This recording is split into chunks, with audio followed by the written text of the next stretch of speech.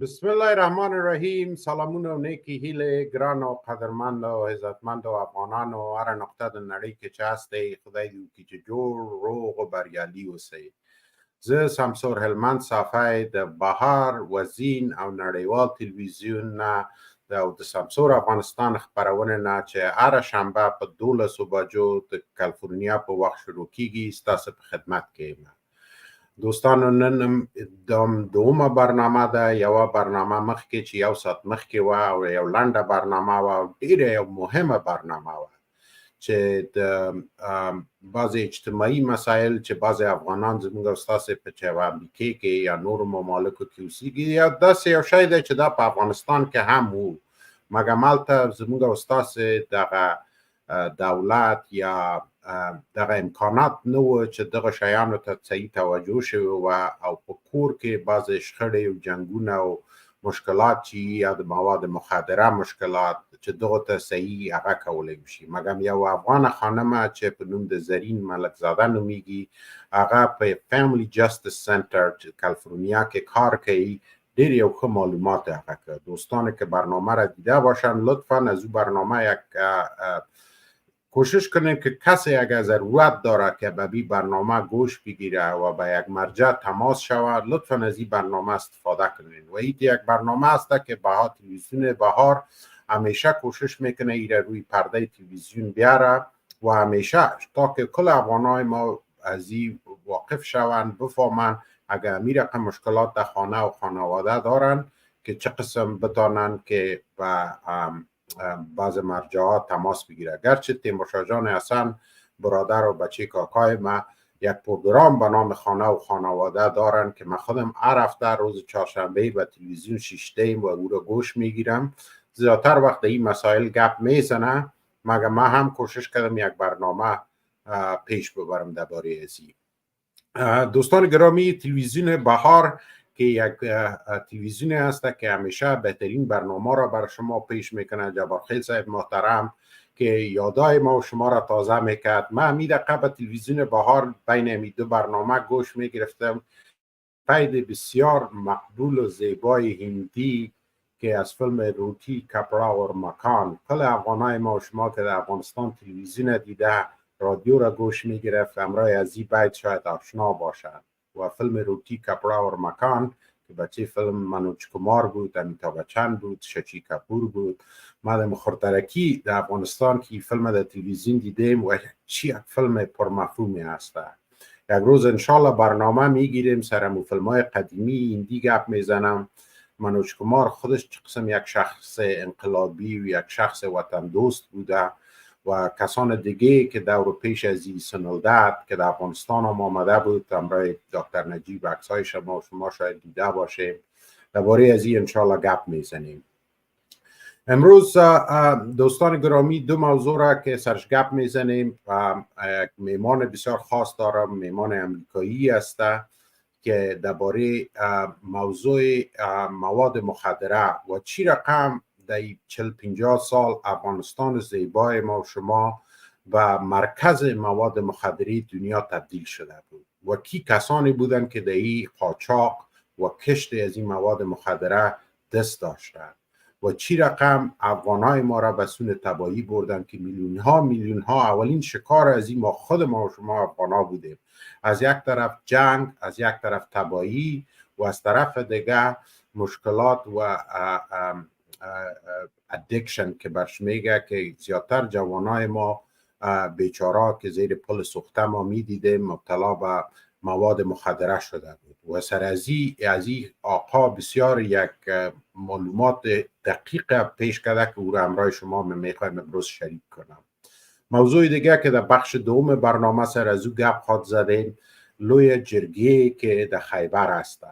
خدای دیو که چه در لوی جرگه کامیاب مخک لارشی چې تقریبا خبرونه چې زاورم 1 میلیون کسان دلته راټول شوي دي او دا د افغانانو په تاریخ کې د پښتنو په تاریخ کې یو ډېره لویه ترینه لویه جرګه به ان شاء الله او خدای دې وکړي چې د ده نه یو ښه نتیجه راشي. دا د دولتو د خوا نه ده، دا د ولسونو د خوا نه، د لر و بر یو افغان چې وایو ټول راټول شوي دي او د منظور پښتین په مشرتوب باندې دا جرګه مخکې ځي. موږ د لرې نه ورته دعا کوو چې خدای دې وکړي چې دغه جرګه کامیاب شي او د ده نه یو ښه نتایج مخکې راشي. دوستان گرامی، مواد مخدره دا یو پخوا زموږ او ستاسو په افغانستان کې یو اصطلاح به وه چې چرسي سړی نه سړی. یو خو چرس و چې هغه مروانه چې په امریکې کې ورته ویل کېږي، هغه هغونه د مهمو یا ډېر خطرناکو مواد مخدره نه دی. نور شیان چې تقریبا په دنیا کې دا په 1950 شپېتم او یومه لسیزه کې دا پیدا شوله، دنیا سره په یو لوی مشکل کې ده چې کوکنار چې دغه بوټی دی او دغه نه چې کوک، افیم، اوپیوم دغه شیان چې ورنه جوړیږي او څنګه دا په شروع چې د امریکا او د غرب نه وشوله، اساس ته درېیمه نړۍ یا هغه پسمانده یا روبه انکشاف ممالک چې ویل کېږي اساس ته هغه ته لاړ. او مونږ په هغه وخت کې چې دغه زموږ او ستاسو قصې به ما اورېدلي چې په افغانستان کې یو توریستي ځای و چې ټولې دنیا نه به توریستان راتلل، بامیان ته به تلل، افغانستان ته، هرات ته به تلل، قندهار ته به تلل، مشرقي ته به تلل، شمالي ته به تلل. توریستان هغه عکسونه او خاطرې به مونږ لیدلي.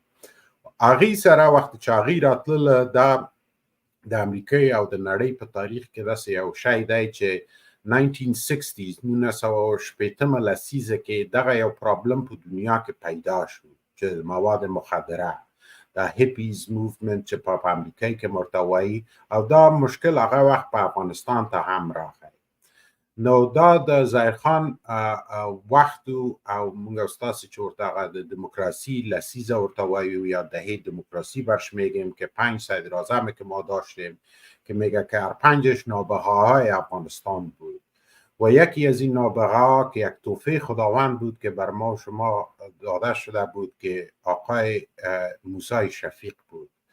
و من یک ویدیوی بسیار جالب پیدا کردم که آقای موسی شفیق در سال 1973 پیش از کودتای داوود خان که وقت صدر اعظم بود در ملل متحد آمده بود و درباره همین موضوع گپ میزد و بعد از او همین مبارزه افغانستان امرای مواد مخدره شروع شد و بعد از او باز میبینیم که دهه به دهه وقتی که اشغال شوروی‌ها شروع شد و جهاد از پاکستان شروع شد و در این وقتی که جهاد که روان بود که بعض مردم ما صادقانه جهاد میکردن که روسا را، اشغالگرا را از خاک داخل کنن، از خاک افغانستان بیرون کنن، مگم چی پرابلم های دیگه، چی معامله های دیگه در اینجا روان بود و یکی از او مواد مخدره بود.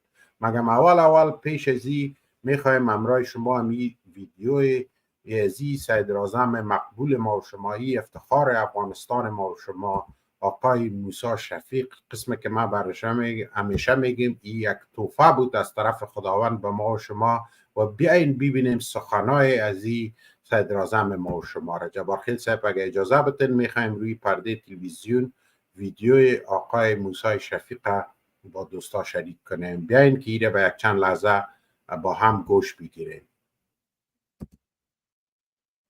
Wanted to do is has been a great deal of publicity lately about narcotics problem in Afghanistan. And since I was here for the General Assembly, I wanted to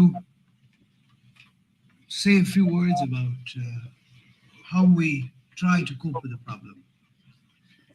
I would like to begin by saying that there is an earnest desire in the government of Afghanistan to do whatever it can for controlling the problem, but it is not an easy problem. There is, in the last year and a half, we see there is an increase in the traffic of drugs through Afghanistan because some measures have been taken in Turkey to control it, and some measures have been taken also in Iran to control it. As a result, we feel that the international drug traffickers have zeroed on Afghanistan more than before. The government of Afghanistan, we have appointed 2 committees last year to deal with the problem from its different aspects. One committee is responsible for the security, the control of this, in other words, fighting the crimes of growing the plants or of trafficking them through Afghanistan or making commerce them. That would mean it has a responsibility for the investigation in the field. It has a responsibility for the custom houses where these things are being trafficked.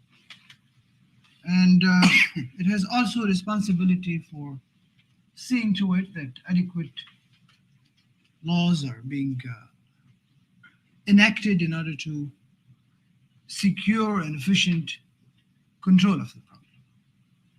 We have even gone to the degree that the Supreme Court of Afghanistan, which is responsible for the administration of justice, has, on the request of the government of Afghanistan, established a special court to deal of narcotics. And at the moment, there is even a training program with the judges and who would have to deal with these problems, because this is the type of a problem which was not known before to our people. So our judges have very little experience in this. In many of the courts, the training of the judge, his intuition, his experience with the type of crime that is before him helps a great deal.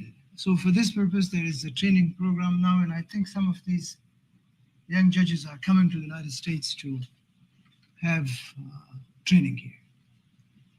We also found out that while the traditional law of Afghanistan, which is based on Islam as common law for Afghanistan, while that law is basically against the taking of narcotics because it is related to the same field of like alcohol. You're not supposed to lose your mind, so you're not supposed to use drugs or alcohol for that purpose. While this is the basic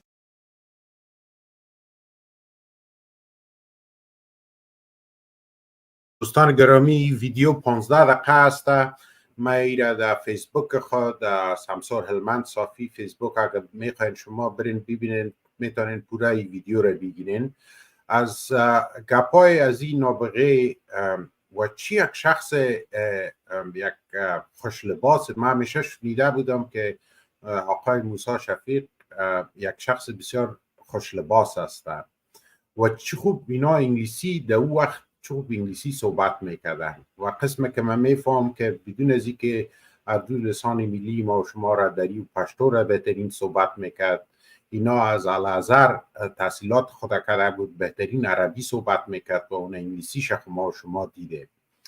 چیزی که اینا در او وقت گفتن که یعنی یک پرابلم نو بود که امو وقت نو در افغانستان هم پیدا شده بود و او وقت حتی هم سیستم قضایی ما و شما برازی آماده نبود بخشش باشه که قاضی های ما و شما نمیفهمیدن که به این مجازات چه قسم باشه، چه قسم امرای ازی پیش برن و این پروگرام اونمو وقت شروع شد که باید قاضی های ما و شما حتی گفت که امریکا بازش میامین که تحصیلات بگیرن و از این یه سرتیفیکیت بگیرن که سر ازی کار بکنن و این مبارزه امو وقت شروع شد. و یک شخص ما و شما که میشناسیم که همیشه در این برنامه تلفن میکنه، قاضی صاحب محترم صالح شریف که همیشه در این برنامه تلفن میکنه، یکی از اون کسانی بودن که اولین جوانایی بودن که اینا آمدن خارج، فکر میکردم اونا ترکیه آمدن و از اونجا تحصیلات خود اضافه پوره کردن که در بخش مواد مخدره سر سیستم قضایی افغانستان کار بکنن. جبارخیل صاحب لطفا اجازه بدین عکس قاضی صاحب شریف رو میخوایم در پرده تلویزیون همراه دوستا شریک کنم. دوستان گرامی، دوست ماستن که امروز شاید تلفن کنن و گپ هم دهی بزنن. قاضی صاحب صالح شریف و میبینیم که همراه زایر خان هستن. شای وقت یک عکسشان هستن، عکس دیگه شان هست، عکس جوانی شان هست که میبینیم. خداوند همیشه هنوزم جوان هستن، صحت داشته باشه ایشانم. عکس دوم که ما میبینیم سوم ببخشید، این امو سرتیفیکیت از این هستن که از با قاضی صاحب محمد شریف صالح که اینا امی سرتیفیکیت گرفتن از ملل متحد Narcotic Drugs United Nations Division of Narcotic Drug که اینا می سرتیفیکیت گرفتن و در افغانستان آمدن. در مو وقت یعنی مبارزه شروع بود که سیستم قضایی افغانستان به این چی بکنن. و تاریخی جالب از این سرتیفیکیت جالب است که میبینیم 18 اپریل 1978 که تقریبا میتونیم گفته بتانیم که کودتا یا انقلاب ثور یک هفته بعد از این شد. و من میفهم معلوماتی که من دارم در او وقت هم در وقت خلق پرچم هم مبارزه مقابل مواد مخدره روان بود و بعد از او باز میبینیم که افغانستان بیخی به یک طرف دیگه میره که سر از او حال گپ میزنیم.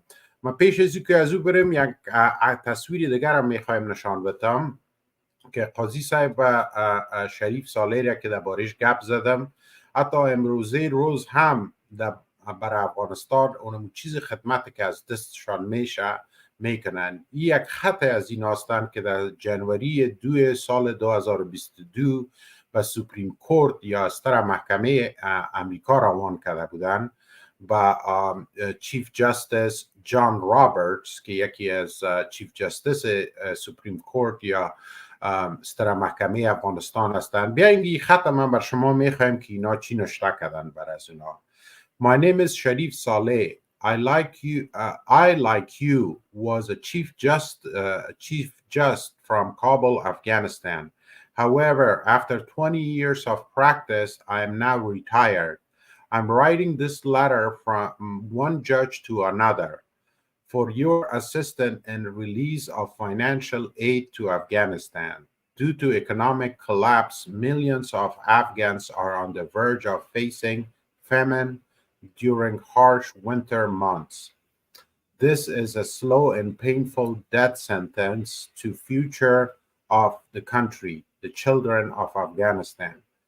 Though this situation is becoming more desperate with each passing day, the Afghan people remain resilient and hopeful. I kindly ask the justice to please assist in bringing attention to this matter, taking urgent steps towards unfreezing the funds and release it back to Afghanistan.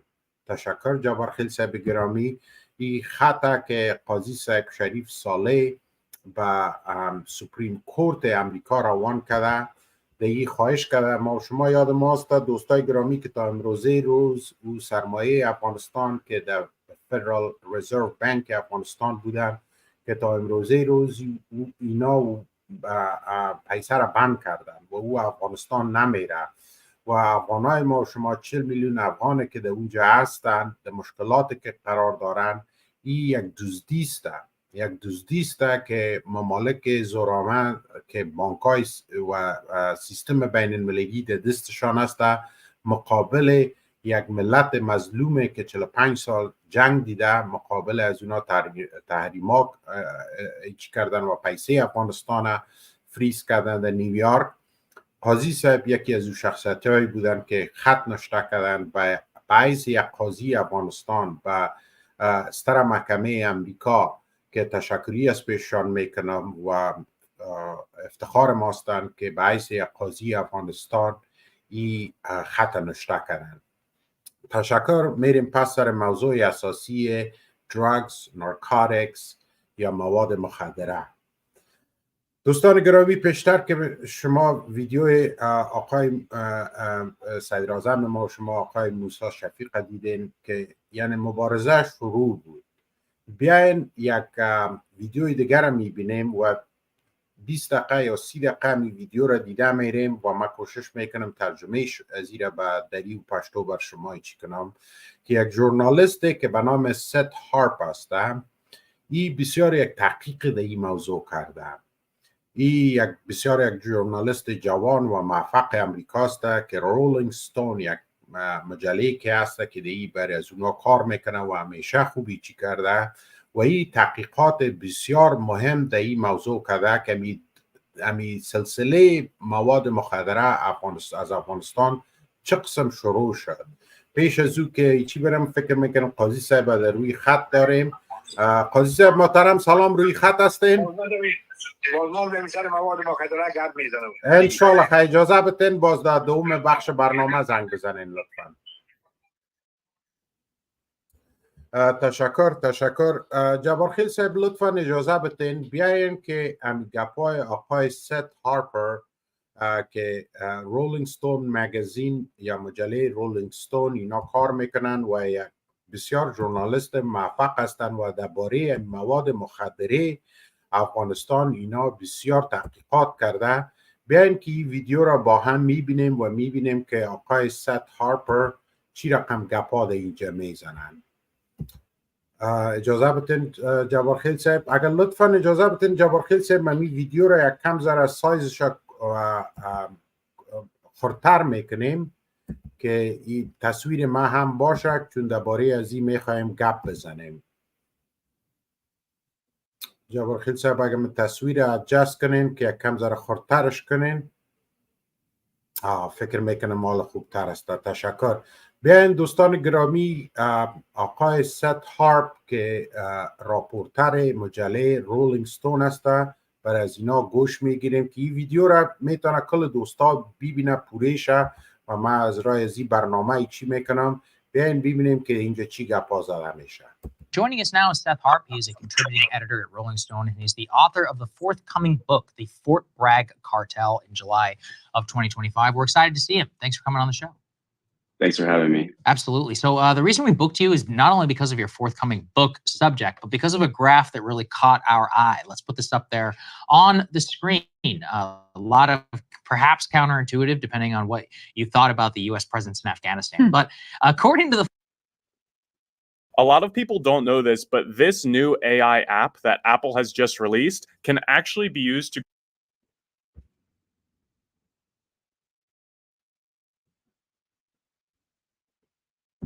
the Financial Times, poppy growing in Helmand Province, Afghanistan, has fallen 99% since the U.S. withdrawal. So, Seth, considering the title of your book, considering a lot of discussion over the last 20 years about opium and the U.S. role in cultivation, poppy and heroin, what do you make of that graph? And considering what you're writing about, what can you shed light on some of the background of why?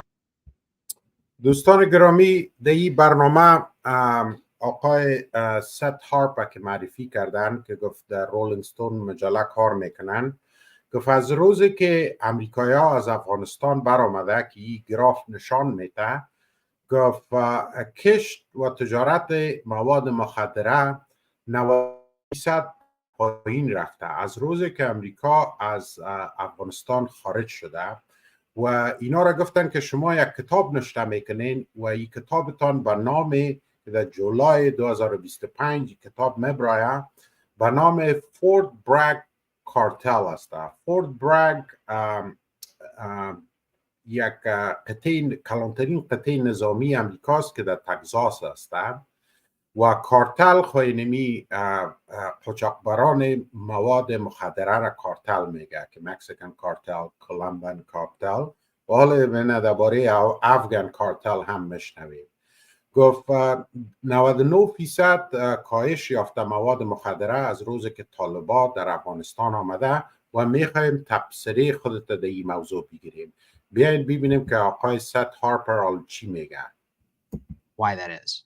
Well, it's really stunning, and it's only now that the Taliban has been in control of Afghanistan for several years that we're able to fully judge what the true history of the heroin trade in Afghanistan really was and its significance from 2001 to 2021 during the 20 years of U.S. occupation. Before the Taliban took over and completely eradicated the country's entire poppy crop, it was kind of difficult to say who was responsible for that drug production.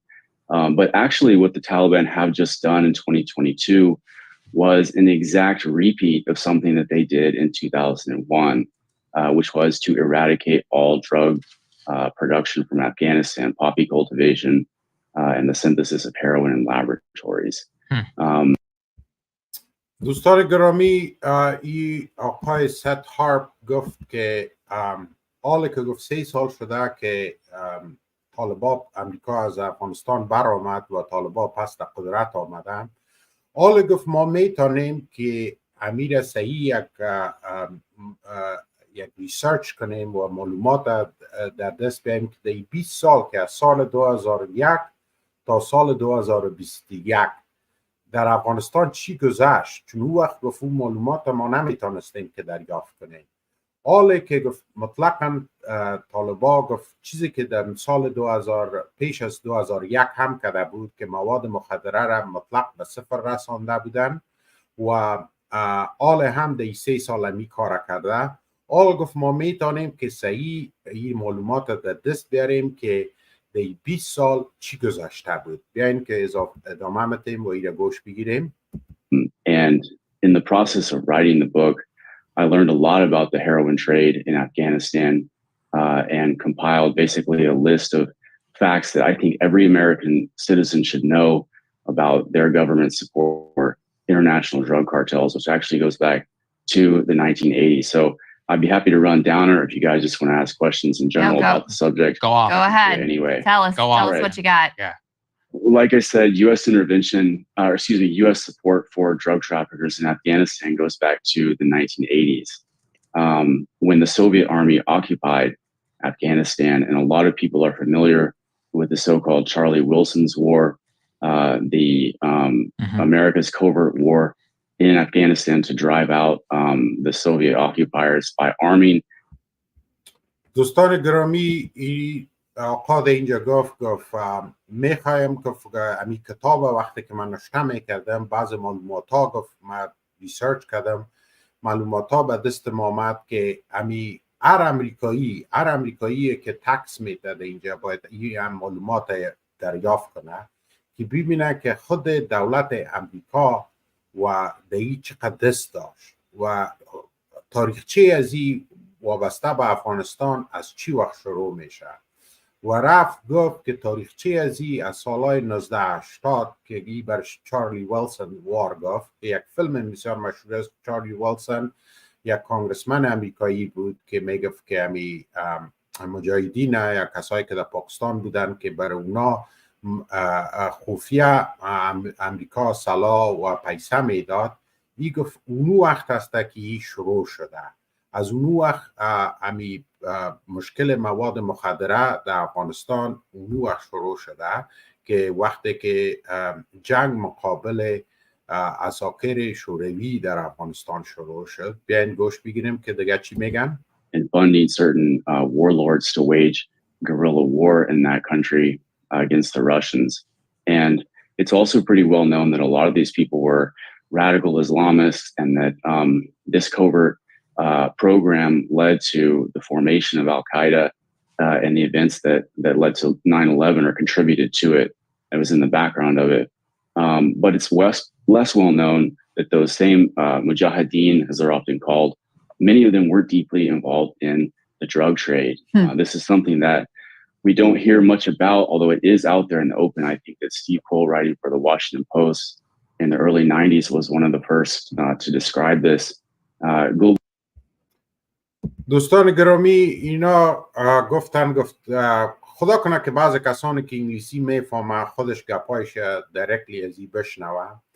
گفت اینمی سلسله است که یعنی گروپ های مجاهدین که کلش گفت جنگ سالارا بودن و اسلام افراطی را اینا زیادترش گفت میخواستن در افغانستان پیاده کنن و اینا چطور کل زیادتر از اینا گفت دمی مواد مخدره این بزنسش کشتش یا اینا چطور دست داشتن در وقت و در پشت سر از اونا CIA و دولت امریکا هم دست داشت و گفت اینمی جنگ است که زیادتر امریکایی های ما گفت بر ازی توجه نمیکنه که حتی شروع القاعده در افغانستان از این وقت میشه چیزی که به آخر به سپتامبر 11 حادثه سپتامبر 11 از او هم رخ داد. گفتی از اون وقت گفت همین مشکل مواد مخدره هم دست داره که اینمی جنگ سالارایی که به نام مجاهدین بودن اینا در اینجا مطلق دست داشتن. Gulbuddin Hekmatyar and Nassim Akhundzada were two of the biggest recipients of CIA cash and arms, and both of them were two of the biggest narcos in Afghanistan. And once the Russians had successfully been driven out, they set about transforming Afghanistan essentially into the world's largest poppy plantation because the geography and climate of Afghanistan are very advantageous for the cultivation of poppy. And دوستان گرامی گفت گلبودین حکمتیار و یک کس دیگر که نام گرفتن که من خودم نامش نمیفهم که کی هستن. گلبودین حکمتیار و نسیم اکرمزاده گفت دو کسانی بودن که زیادترین پیسه از CIA به دست آورده بودن و اینا که مقابل شوروی جنگ میکردن و در اینمی وقت هسته که میگه امی پرابلم درگ و کشت مواد مخدره در افغانستان شروع شد که او هم یک عاید از اینمی جنگ سالارا هم بودن. بیاین گوش میگیریم دیگه. Through their brutal methods, they forced a lot of Afghanistan's peasantry into conditions of essentially narco serfdom and obligated people to plant poppy when in the past they had been planting food crops or fruit. And so the 1990s in Afghanistan is a kind of forgotten interlude, but there was a drug war there, essentially the same as there was a drug war in Colombia, Yep. and there is one in Mexico today. And the Taliban actually emerged as a reaction to the infighting between these warlords. And, you know, we hear a lot about the Taliban's wicked ideology and their repression of women and how they don't allow music and kites and things like that. But we never hear about their anti-narcotics agenda. But that دوستان گرامی به نقطه بسیار مهم اینجا اینا اشاره کردن.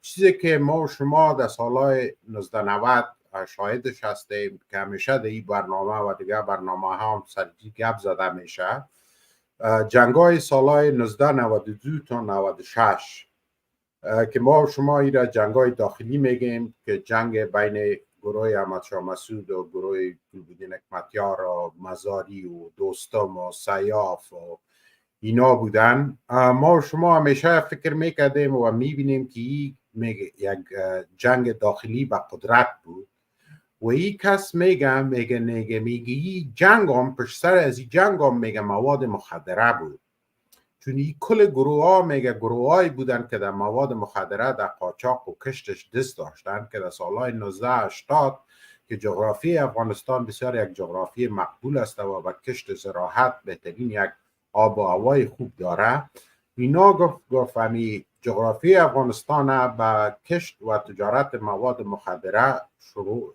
کرده بودن و همی جنگای سالهای 1990 گفت اصلا گفت یک جنگ مواد مخدره بود. چه قسم جنگ مواد مخدره بین کارتلا یا قاچاقبرای کلانی که ما در کولومبیا یا مکزیکو میبینیم، عین همی جنگ بود. یعنی ما و شما همی ژورنالیستای ما هیچ وقت این چیز توجه نکردن، مگر میبینیم که این آقا که صحیح معلومات دقیق کرده که یک ژورنالیست واقعی هستن که حقیقت میگن، پیدا میکنن که نه، این جنگ یک ریشهش دیگه از این مواد مخدره بود و گفت که باز طالبا یک گروپ نو که میگه جور میشه، میگه ما شما در امریکا گفت در باره از این گفت قضیات گپ زده نمیشه، ما صرف ایره میشنویم که طالبا مقابل موزیک هستن، موسیقی هستن یا بعضی تلویزیون خوش نداره که دفعه اولشان گپ میزنن. من گفت بسیار کم درباره از این صحبت میشه که طالبا یک کار مهمه که میگه یک اجندایی که داشتن میخواستن که این مواد مخدره را مشکلش از افغانستان پاک کرده بودن و ما شما دیدیم که هم در سال 1996 امتر شده بود. بیاین که اضافه گوش بگیریم. That was actually fundamental to their ideological identity from the very beginning. The Taliban, as you might imagine, being such a conservative movement, didn't look kindly upon the production of drugs or the consumption of drugs either. And as I alluded to a moment ago, once they had consolidated control of Afghanistan's major population centers after a civil war in the 1990s, they completely eradicated all of the heroin production that was taking place in Afghanistan in 2001. That eradication effort was completed in the summer of 2001. And گفت ما شما گفت زیادتر وقت گفت ایره نمیشنیم قسمی که پیشتر گفت که طالبا چون یک حرکت مذهبی هستند و می جزء حرکت مذهبی از بسیار یا مخالفت مقابل مواد مخدره هم استفادهش و هم کشت و تجارتش هم داره. آقای موسی شفیق هم در بحث خود به می چی کرد گفت مواد مخدره یک چیزی هسته که گفت پیشتر آقای موسی شفیق که در ملل متحد گپایش شنیدیم گفت که خود اسلام ما شما قسمی که مقابل شراب هسته مواد مخدره عین کاتگوری هسته. یعنی باز ما میبینیم که همین کسانی که رهبران مجاهدین خود میگرفتن کار اساسی از یا تجارت مواد مخدره بود کشت و بیچاره دهقان ما خوب رئیس نمیفهمید که چی هسته. او را فقط گفته میشد که اینی چیزا بجای برنج بجای پنبه اینی چیزا کشت کن. گفت در تابستان 2001 گفت طالبا تانستن مناطقی که گفت زیر کنترل ازی بودن 100% مواد مخدره را از بین ببرن. در تابستان 2001 شما یاد ماست که در سپتامبر 2001 باز چی میشه. در تابستان 2001 مواد مخدره در مناطقی که زیر کنترل طالبا بود مطلق گفت از بین رفته بود. ادامه میتیم دیگه چی میگن. Some experts at the time described it as the most dramatic event in the history of drugs markets. The history of illegal drug markets. They completely decimated the world supply of heroin, eliminated something like 95% of heroin from the global black market. That was, as I said, in summer of 2001. Seth, let me pause you for 1 second because I have a question about that piece that also connects with today. What sort of tactics did they use to have this level of complete eradication? That's a good question. As far as I can tell, they just went around telling people, hey, you can't do that anymore. They didn't dump pesticides from airplanes. They didn't use any of the heavy-handed eradication methods that the U.S. and its proxy forces or client states had used in countries like Colombia, for example. Very low-tech methods using sticks to beat down the plants or tractors to uproot fields. And were people just afraid of the consequences of not listening to the Taliban? That's a good question. I'm not sure. I suppose so. I mean, the obvious answer is yes. The Taliban's government has monopoly on the use of force there, and people didn't disobey when told to stop growing poppy. So sure they did. دوستان گرامی پیشتر که اینا شروع کردن گفت دمی سال 2001 در تابستان 2001 وقتی گفت مواد مخدره در افغانستان طالبا مناطقی که در زیر کنترل از اینا بودن 95% به صفر رساندن و ای گفت در تاریخ مبارزه مقابل مواد مخدره بزرگترین دستاورد بود. تاریخ دنیا در مبارزه مقابل مواد مخدره کلانترین دستاورد بود که اینا تانستن گفت بیخی همی سیستم و حساب کتاب درگ در دنیا گفت اینا تغییر دادن وقتی که ایره به صفر رسانده بودن.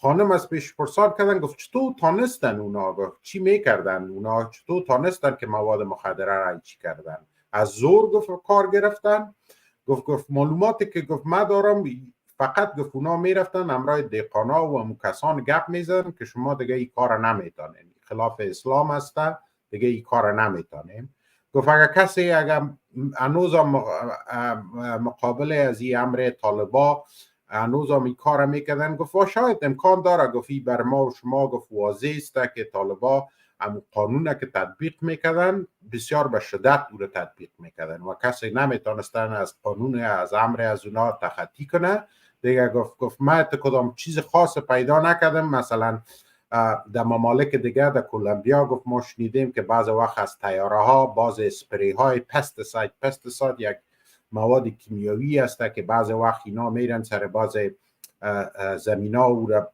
میپاشانند که مواد مخدره یا دیگه چیزها را از بین ببره. گفت نه، طالبا گفت هیچ وقت این رقم کار نکرده بودن، صرف گپ زده بودن و به چی مواد مخدره افغانستان 95% به صفر رسانده بود. مهم است که 5% دیگه هنوز در کجا روان بود، بیاین که او را هم گوش بگیریم. The consequences. But I'm not able to find very many reports of violence in this latest eradication campaign. A few sporadic shootings between, traffickers that resisted. But for the most part, they seem to have just asked people nicely. And so when we invade Afghanistan, what is our relationship to the cultivation of poppy? Well, so the U.S. invaded Afghanistan just 5 months after they had completely eradicated poppy from Afghanistan. And that invasion force was led by the CIA, backed by JSOC and Delta Force. And they immediately teamed up with many of the same narco warlords that had taken refuge in the north of the country, which was the only part of Afghanistan where heroin production was still taking place. And we called that group of militias and warlords the Northern Alliance. And not all of them. دوستان گرامی، نقطه مهم دیگه که چیست، گفت خانم از پیشش پرسان کردن، گفت بعد از او که طالبا قاچاق و کشت مواد مخدره را در افغانستان به صفر رسانده بودن، 5 ماه بعد از او امریکا سر افغانستان حمله میکنه و گفت رول ما در اینجا چی بود، رول دولت امریکا در اینجا چی بود، چی کرد. یعنی 5 ماه پیش در تابستان 2001 مواد مخدره در مناطق زیر کنترل طالبا به صفر رسیده بود. این گپای من نیست، اون چیزی که او میگه من فقط ترجمه میکنم. و 5 ماه بعدش که در اکتبر 2001 شما یاد ماست در تاریخ 8 اکتبر گفت شروع شد و بعضی همکارای از اشغال امریکا که CIA و جکسا و بعضی دلتا فورس اینا رو نام گرفت و یک همکارای از این اشغال و حمله امریکا یک گروپی که خود نوردن الاینس میگه اونمو جنگ سالارانی بود که کلش در مواد مخدره سابق دست داشت. این نوردن الاینس که این نام بسیار مشهور بود در امریکا که حال بعضی از اینا سر از این نام میشرمه که میگه ما را نوردن الاینس نگوین. در او وقت یاد ماست که کلشان خود نوردن الاینس میگفتن که سیاف، گروپ احمد شاه مسعود ربانی، امی مزاری خوب وقت نبود، امی محقق خلیلی، تورن اسماعیل خان، دوستم، اینیا کلش در اونجا بودن. بیاین که دیگه بشنویم. I don't want to say that every single one of the individuals that was part of that effort was involved in drug trafficking, but many of them, especially the Tajik and Uzbek warlords, Rashid Dostum, I think chief among them, were deeply involved in the international heroin trade, and the CIA knew it. And when they installed the new Afghan government led by Hamid Karzai, one of the government's first actions was to legalize poppy cultivation. Yes. A fact that went almost entirely unremarked in the American press. Within a single year, heroin production in Afghanistan was back to pre-Taliban highs of production. There were known narcotics traffickers in control of all of Afghanistan's major heroin-producing areas, including the Helmand, Nangarhar, Kandahar, Jalalabad. All these areas where either poppy was cultivated or heroin was trafficked internationally. And within 8 years, Afghanistan was producing 10 times more heroin than the rest of the world combined. Wow. دوستان گرامی، گفت اونمو جنگ سالارا گفت من نمیگم که کدام جنگ سالارا کلش دی دست داشتن، مگم زیادترین اونمو جنگ سالارای نوردن الاینس که میگفت از طبقه ازبک و تاجک بودن، ای گفته ای کلانترین تجارای ازی بودن و دی دست داشتن. و امید کرزی و ازو که گفت ما آوردیم او را در افغانستان جابجا کردیم، گفت 1 سال بعد از اونمو گفتی من حد است یا نیست، میگه کشت مواد مخدره را پس میگه جایز یا قانونی ساخت. و در ظرف 8 سال بعد از این گفت افغانستان 10 چند مواد مخدره را کشت و تولید میکرد، 10 چند کل دنیا. یعنی اگر در کل دنیا 1 کیلو چی میکرد مواد مخدره را جور میکرد، افغانستان 10 چند از یعنی 10 کیلو را با چی میکرد. بیاین که اضافه گوش بگیریم. It was the largest drug output. It was the largest production of heroin or any drug in world history. I mean, I really want to emphasize the scale of this. Heroin in Afghanistan, the production of it was around topped out and stayed at the level of about 1,000 metric tons of pure heroin per year for almost 15 to 20 years on end. That's double the global demand for heroin. So they're producing twice as much heroin as the entire world can absorb. Mexico is a second place producer, only puts out about 50 tons of heroin a year. Colombia, 20 tons. Wow. افغانستان میگه کلانترین تولید کننده مواد مخدره شد بعد از 8 سال بعد از اشغال امریکا و آمدن امید کرزی و امو جنگ سالارانه که خود نوردن الاینس یا شمالی اتحاد یا شمالی تلواله که برش میگیم که میگه 1,000 متر مکعب پیور هیروین، اموی هیروین مطلق پاک میگه اینا جور میکردن که او میگه 2 چنده چقدر که دنیا بر از او ضرورت داشت. اونا که هیروین میگه از افغانستان میامد و 20 چند مقابل مکسیکو که ما شما در امریکا که هستیم میشنویم در فیلم ها و در ایچی که مکسیکو کلانترین درگ ویچی هست، 20 چند از او.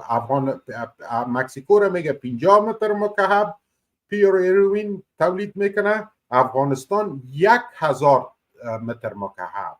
یک لحظه پیش خود فکر کنید دوستان گرامی، افغانستان ما شما، افغانستان زیبا و مقبول و تاریخی ما شما از دست اینمی جنگ سالارا و اینمی کارتل بین المللی با کلانترین مرکز درگ دنیا تبدیل شده که نمبر 2 مکسیکو می آید که افغانستان از او 20 چند زیادتر بود.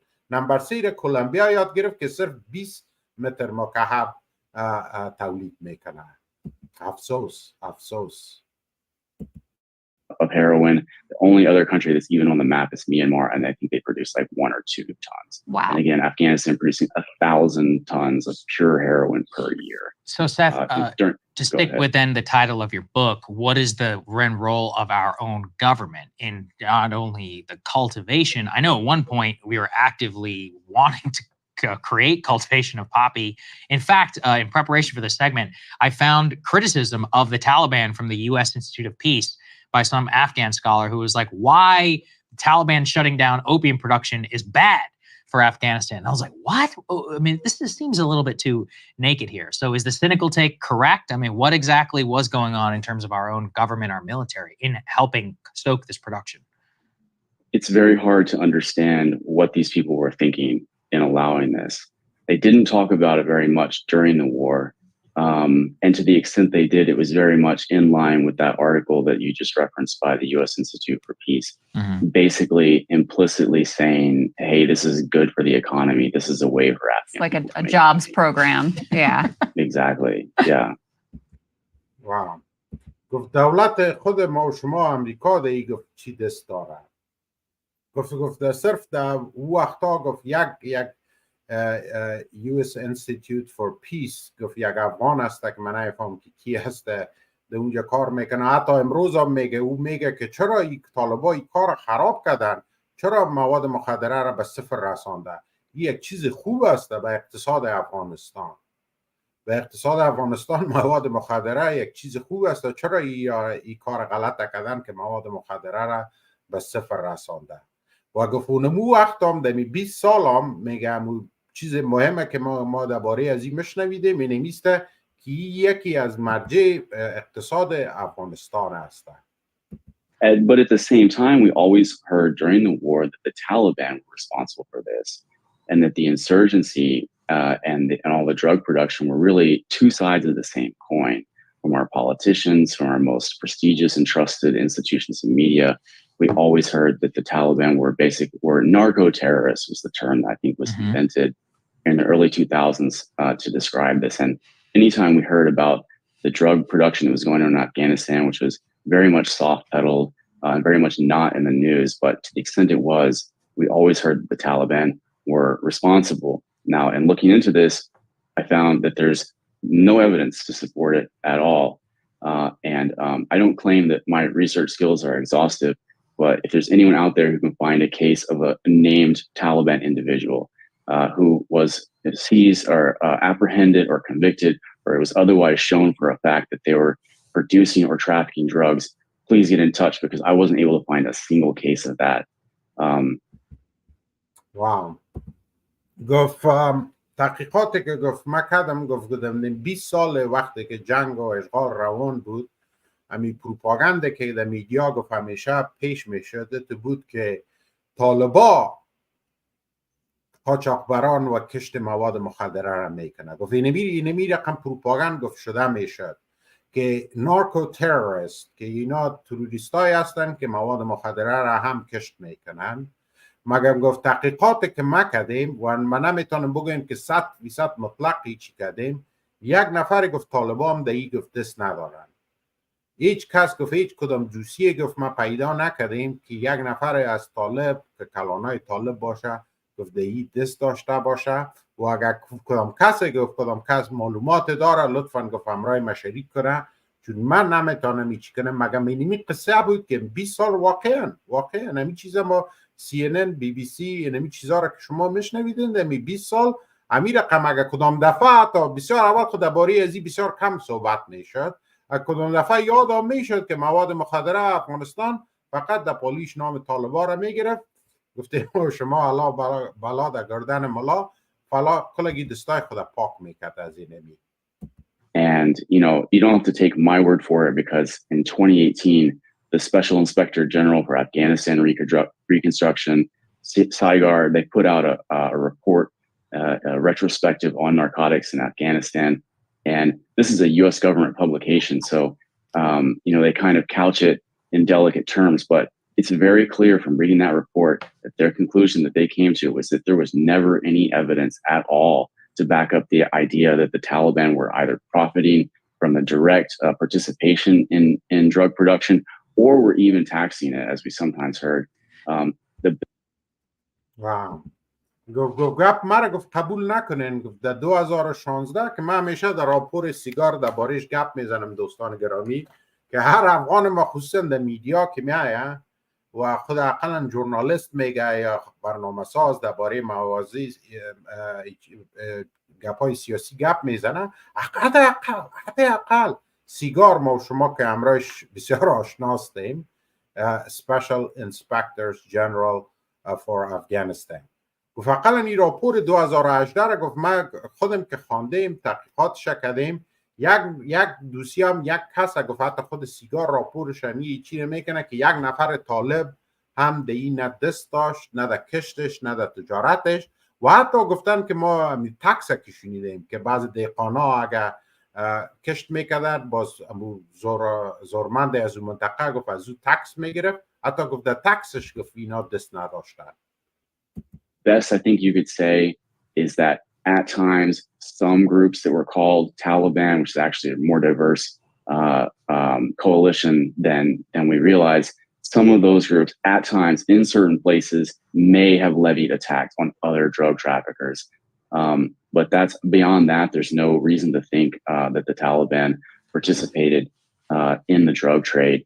It also goes against, their, as I mentioned before, their original ideological identity of being a force that was against narcotics. The Taliban would occasionally put out edicts that banned their own fighters from using drugs or participating at all in the drug trade. We never gave them any credit for that, but in fact, it seems to be pretty consistent on their part now. حتی گفته میتونیم که چون وقت که جنگ بود چی بود گفت واضح دقیق معلوم نبود که هر گروپ گفت میتونست خود طالب بگویه. بسیار گروپ ها بود گفت به نام خود طالب میگرفت و گفت شاید اونا دهش دست داشته باشن، مگم هیچ مرجع هیچ کدامی چی ما پیدا نکردیم و این گفت یک چیزی هست که خلافه و اون چیزی که و مبارزه خود شروع کرده بودن که در وقت حاکمیت خودم مواد مخدره را به صفر رسانده بودن. گفت مواد مخدره را هنوز حتی برای عسکرای خود گفت چیزی که هر دفعه که اونا امرش می آمد در امرش همین نشته می بود که نه استفاده و نه در قاچاق مواد مخدره باید اینا دست داشته باشند. Seth, to the economic point, Afghanistan, obviously a poor country, under sanctions by the U.S. We also withheld a significant chunk of their central bank reserves.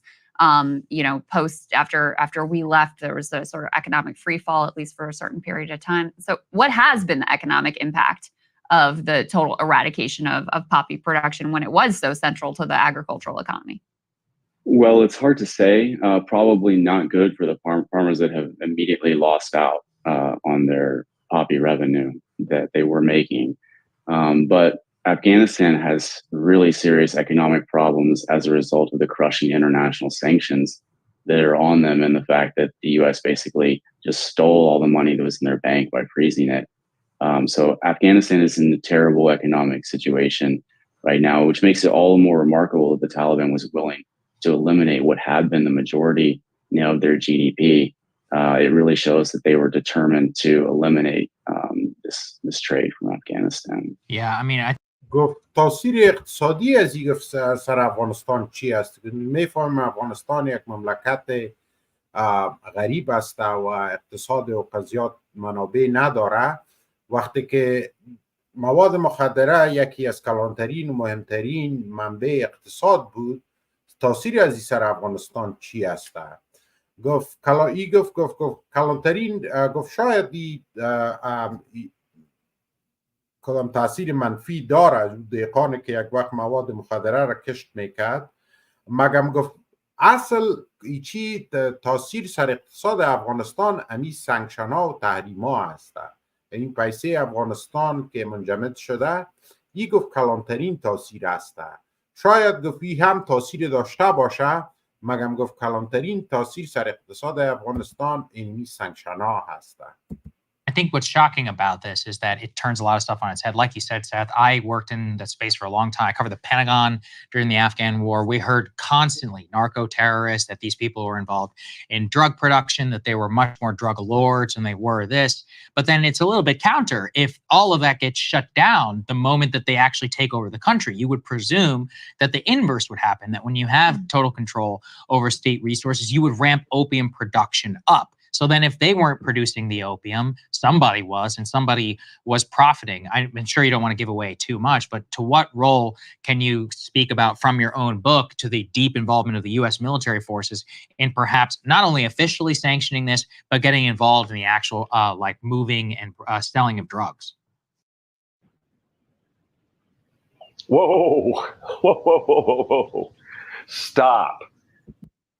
Well, that same Saigar report that I mentioned a moment ago is unequivocal about this. Mm-hmm. The U.S.-backed Afghan government at every level and at every geographic region of Afghanistan was either directly involved in producing drugs or was profiting from it in the form of bribes or taxation. Wow.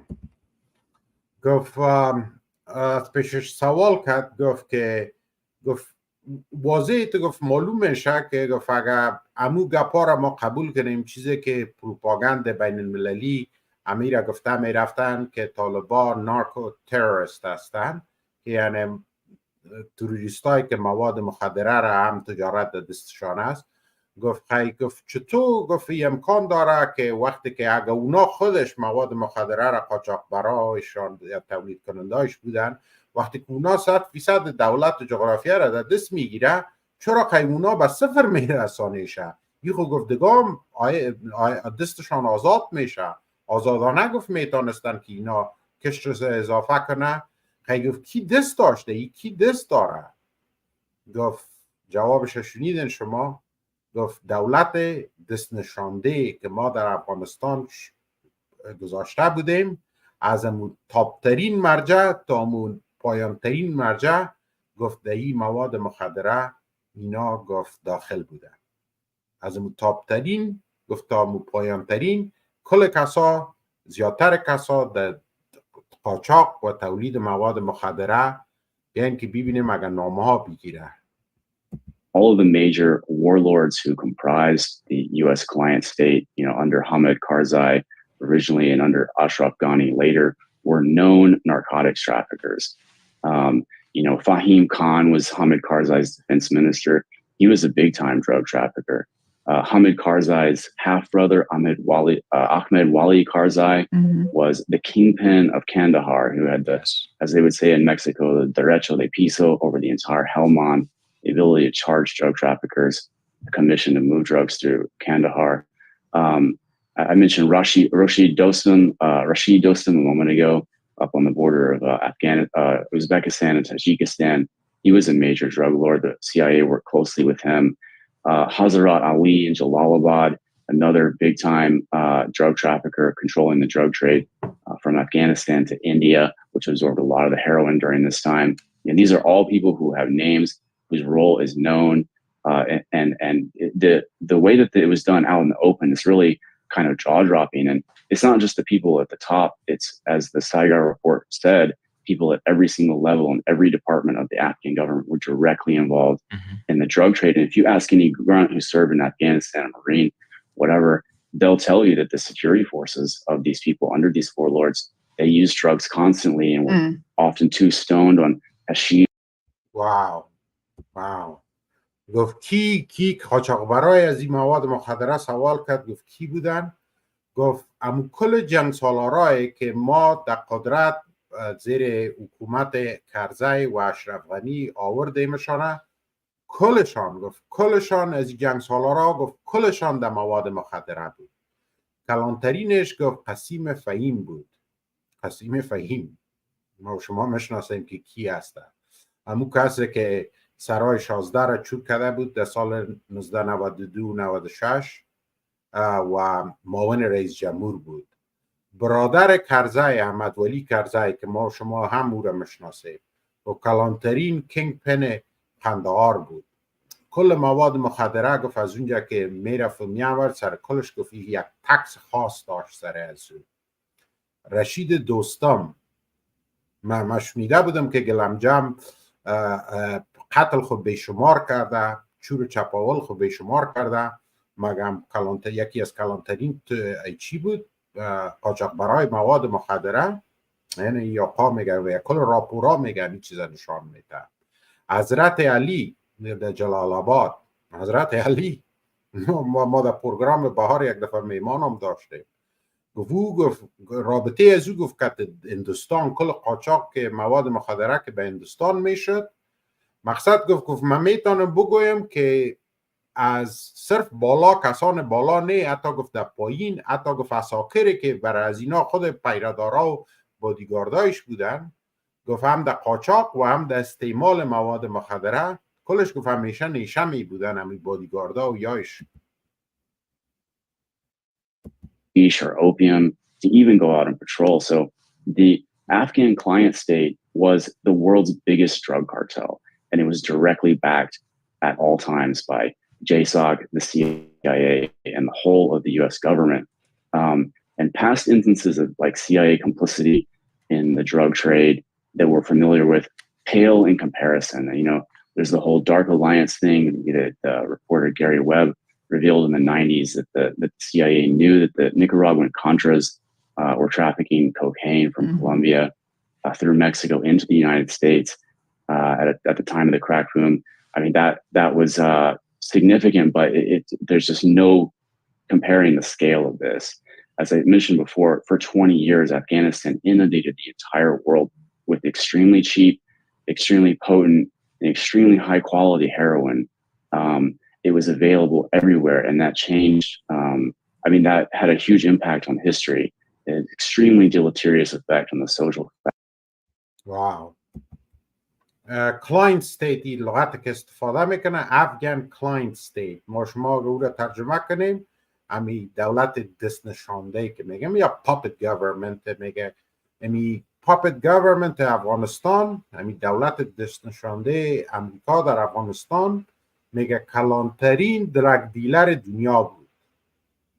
دولت 20 ساله حمید کرزی و اشرف غنی که این نمیگه که خودش اونا دست داشتن و حتی برادر کرزی نام گرفت و حضرت علی و قسیم فهیم و دوستم و یار چی کرد، مگم کلگی از پایانتر که میرین از اون بالا تا پایین گفت کلانترین درگ دیلر دنیا بود و از طرف CIA و از طرف ملیتری ما و کلشان سپورت می شده و که ما دیدیم یک شکل دیگه دعوا میکرد حتی اینور میگفت اشرف غنی را که اونمو قدرت که تو را شانده مرام در قدرت آورده.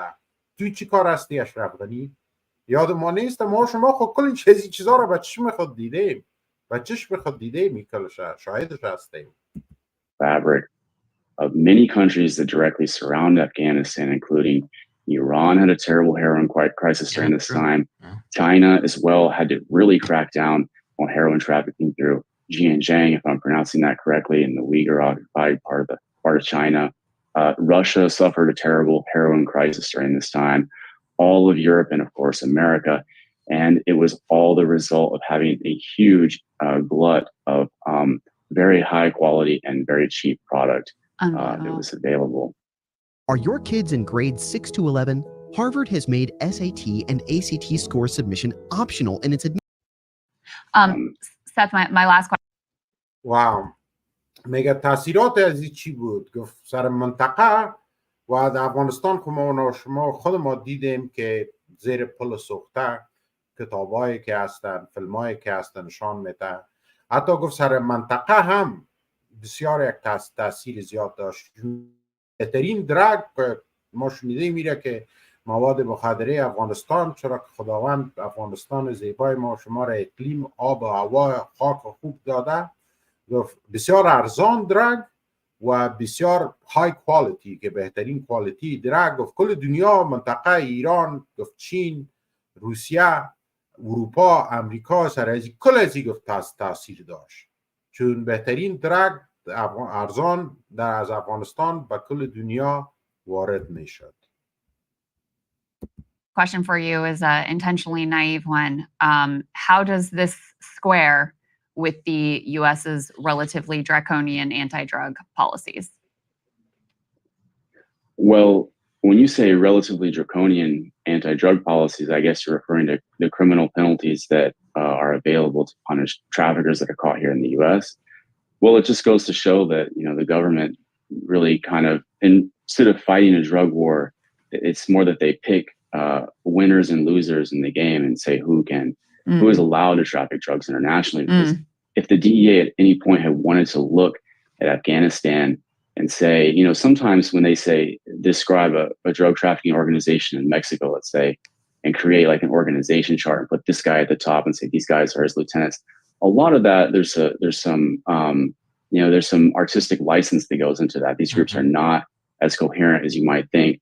My point is that if at any point they had wanted to look at Afghanistan and describe what was going on there as a cartel and create like an organization chart, it easily could have been portrayed as, this is the most profitable, productive, and dangerous drug trafficking organization in the entire world. And it's inundating the United States with heroin because the heroin crisis in the United States perfectly coincided with this time period.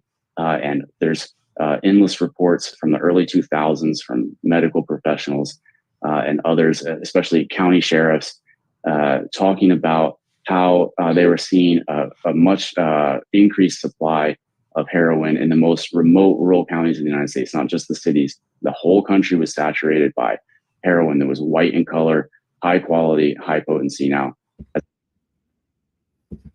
دوستان گرامی، خانم از پیشش سوال کرد که تاثیرات از این سر خود امریکا چی بود؟ چرا که امریکا بسیار قوانین سخت داره، دراکونین لاز، که یعنی قوانین‌های بسیار سخت مقابل درگ داره. مگم جواب از این شخص بر از این بود گفت خود داخل خاک ماست که قوانین هست، مگم در بیرون CIA یا گفت در کنترل هستن که کی برنده از است و کی باختنده از این است. اینا گفت در کنترل هستن.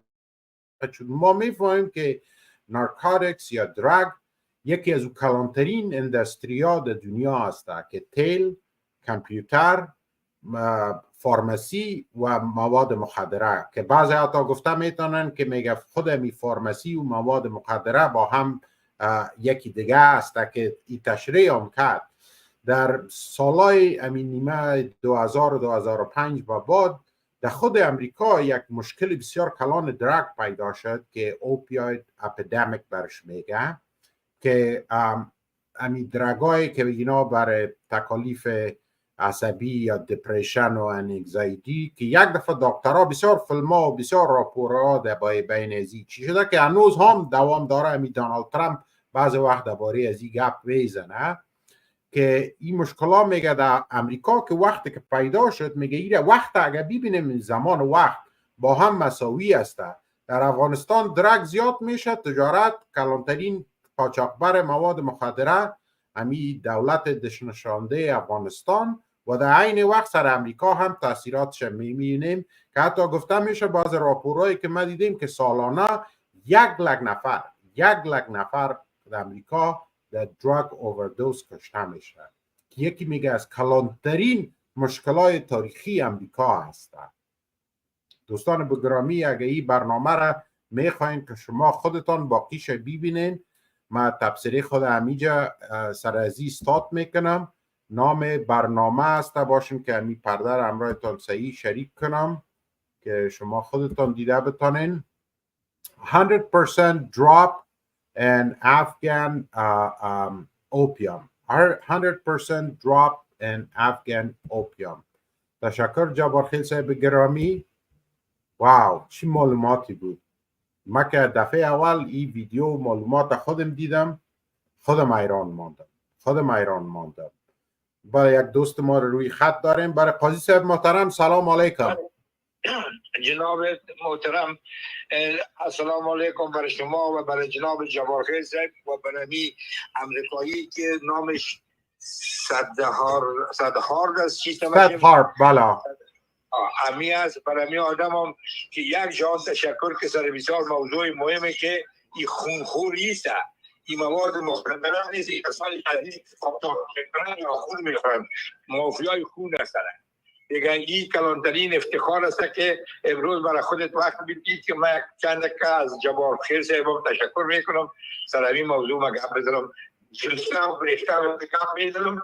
این بسیار یک چیز، یک تاریخ مانده که هیچ وقت فراموش ناشدنی است. این انشاءالله که ثبت شود خودش یک کتاب و یک تاریخ است. اینا رو ما میبینیم. من وقت مطالعه بودم و مکس مرا که نشان دادیم در ترکیه. او وقت دمیرال رئیس جمهور ترکیه بود و بعد از او خلاص شد و بلندجوید یک کس آمد. بلندجوید که آمد او امی کشت مواد مخدره را برای دیخانهای خود گفت که امریکا که یک پیسه برای ما ملل متحد میتونه، ما این پیسه را میگیریم برای دیخانهای خود توزیع میکنیم، که شما کشتان کنید. این مواد مخدره خود در کل جای در جای کشت ما اضافه تر منبعش افغانستان راست میگه. یادم که افغانستان بود برای در زمان زاشا یاد که در کسی کرده نبود. نهایت بسیار یک کسی میگه که چرسی سلی نیست سلی. بسیار چرسی ها بوده که این خود نارکوتیک درگ رو یا بسیار کم کشت بشد یکان برای یکان مریضی ها و برای یکان چیز.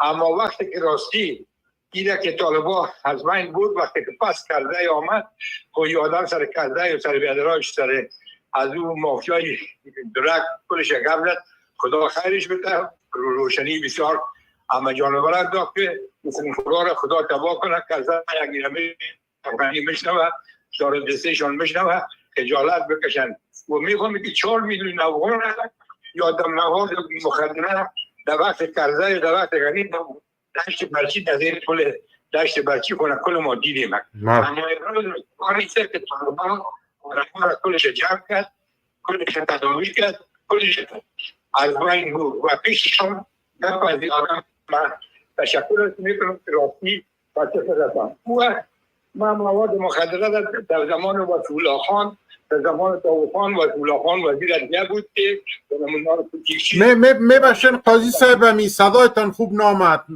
وزیر عدلیه کی بود در وقت زمان داوود خان؟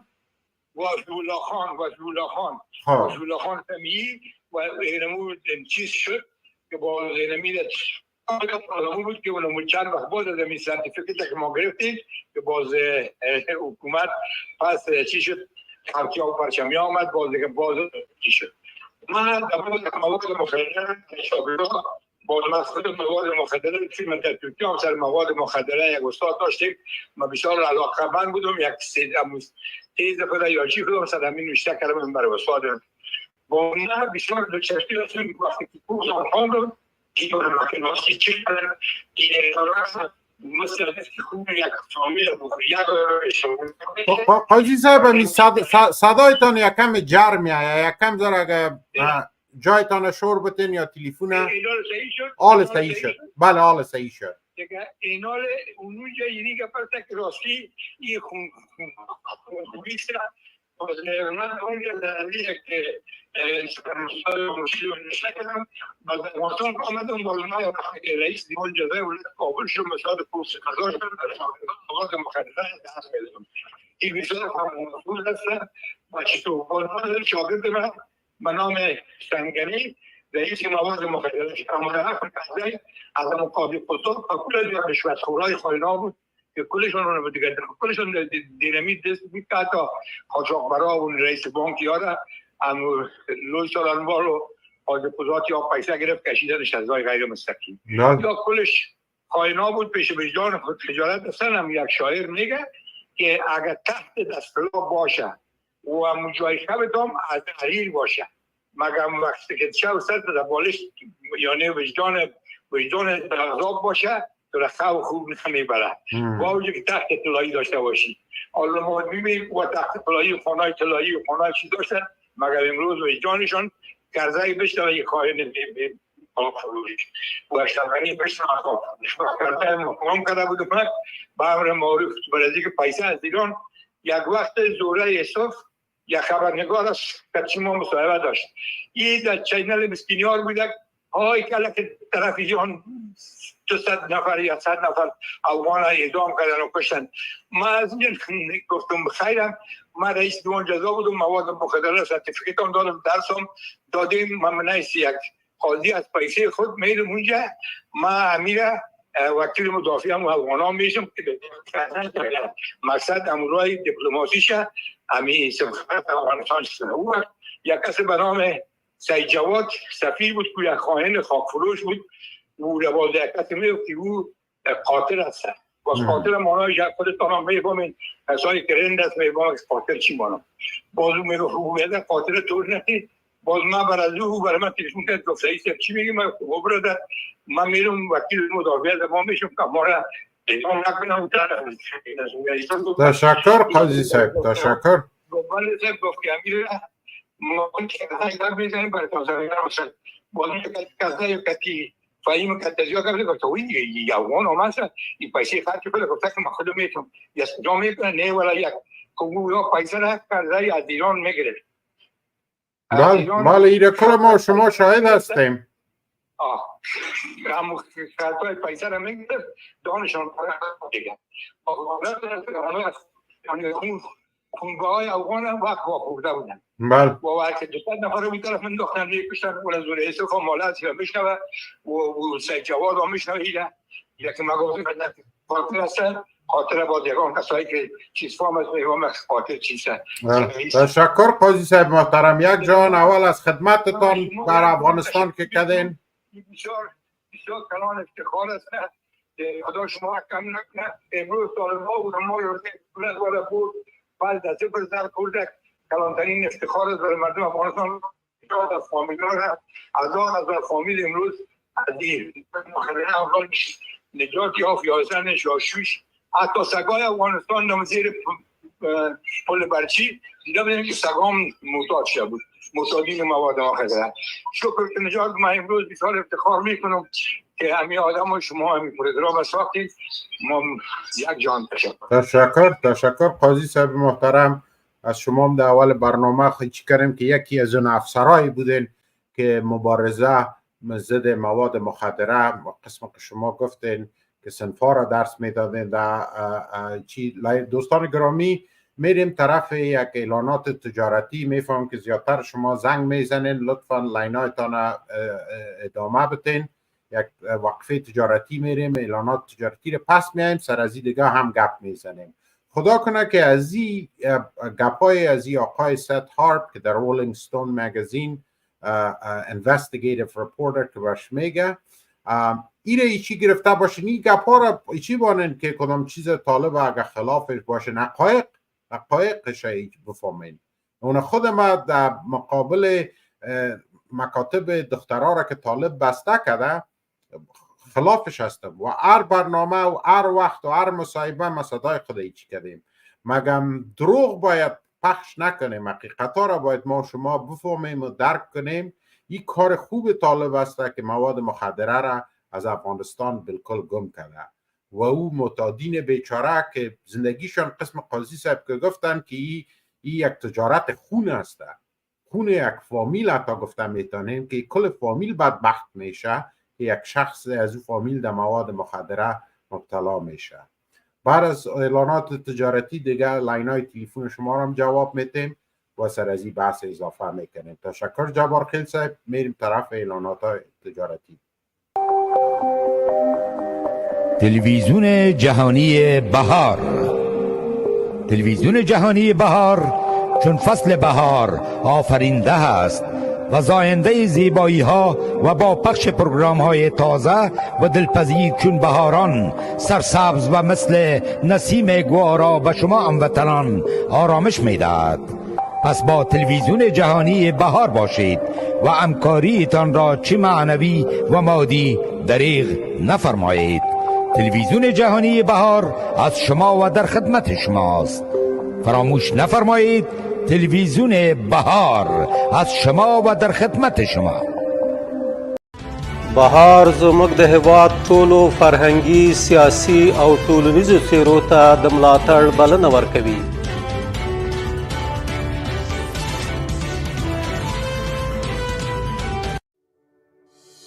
مرکز خدمات پرستاری آریانا و مجتمع پرستاری روزانه هانز با ارائه خدمات 23 ساله و مدیریت آقای عبدالله احراری با سابقه 38 سال در خدمت شماست. پرستاری سیار در منازل، پرستاری روزانه در مجتمع هانز با ارائه صبحانه، غذای چاشت، پرستاری 24 ساعته، مصروفیت های صحی، اجتماعی در فضای صمیمانه. با خدمات عالی و پرسنل آگاه و مجرب، بهترین خدمات پرستاری و مراقبتی 24 ساعته صمیمانه در خدمت شماست. پرستاری مطمئن و همه جانبه فقط با مرکز پرستاری آریانا.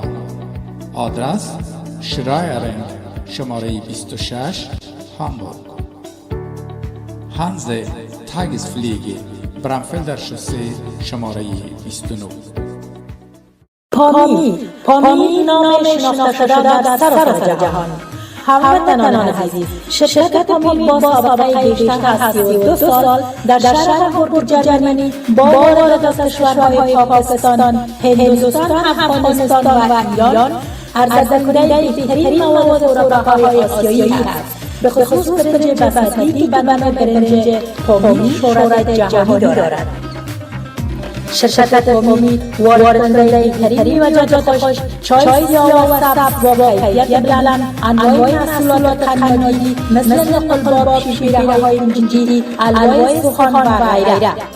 در شرکت امید محصولات ده‌ها شرکت‌های معتبر دیگر از جمله سبد کالایی آنها می‌باشد. هموطنان گرامی می‌توانند تمام مواد مورد نیازشان را با کیفیت عالی و قیمت مناسب با مارک امید از مغازه‌های افغانی، ایرانی و ترکی در سراسر آلمان و اروپا به دست بیاورند. رضایت و اعتماد شما مصرف کنندگان عزیز از شرکت امید آرزوی ماست. هر خونه میتونه با مورگنلند زیبا و چشم نواز باشه، چون مورگنلند به هر خونه میاد. با هر سبک و سلیقه‌ای که باشید، مورگنلند به خونتون میاد. مورگنلند با طرح‌ها و رنگ‌های متفاوت، برترین فرش‌های دستباف و ماشینی در هامبورگ، نقش در نقش، رنگ در رنگ. مشتریان محترم، شما میتونید این فرش‌های مرغوب دستبافت و ماشینی را از آدرس‌های بروک شماره 9 20457 شهر هامبورگ، هاون سیتی،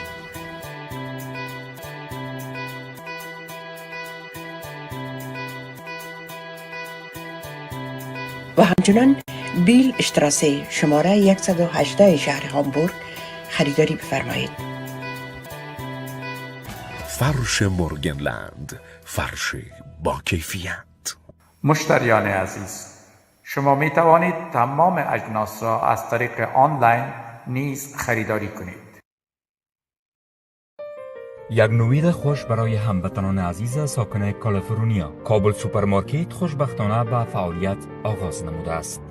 کابل سوپرمارکت با داشتن مواد ارتزاقی و سایر مواد خوراکی از جمله کیک و کلچه علای افغانی، نان خشک وطنی و انواع مواد خوراکی با طعم افغانی در خدمت هموطنان عزیز می باشد. قابل یادآوری می دانیم که لوازم آشپزخانه از جمله دیگ بخار وطنی، دیگ چودنی و سایر لوازم افغانی را از کابل سوپرمارکت به دست بیاورید. آدرس 11008 مگنولیا استریت، گوردن گروف، کالیفرنیا 92841.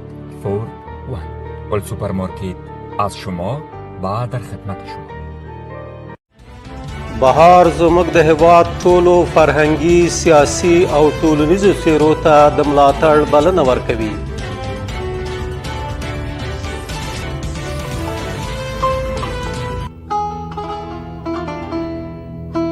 در دل تاریخ پرز فراز و نشیب خراسان، بانوی دلیر و شاعره جسور با کلمات خود جاودانه شد.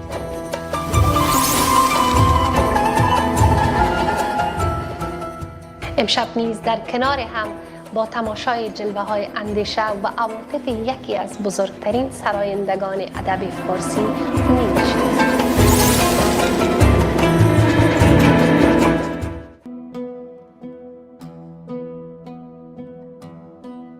نگارا بی تو چشمم چشم سار است، همه رویم به خون دل نگار است.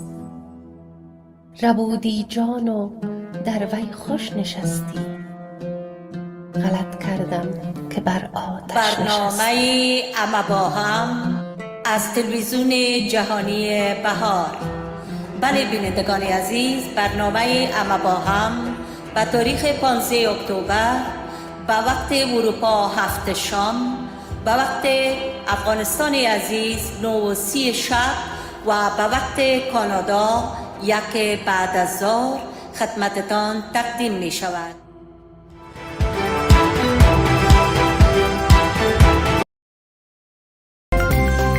بهار تلویزیون د یووالي او پیوستون رښتینی غږ.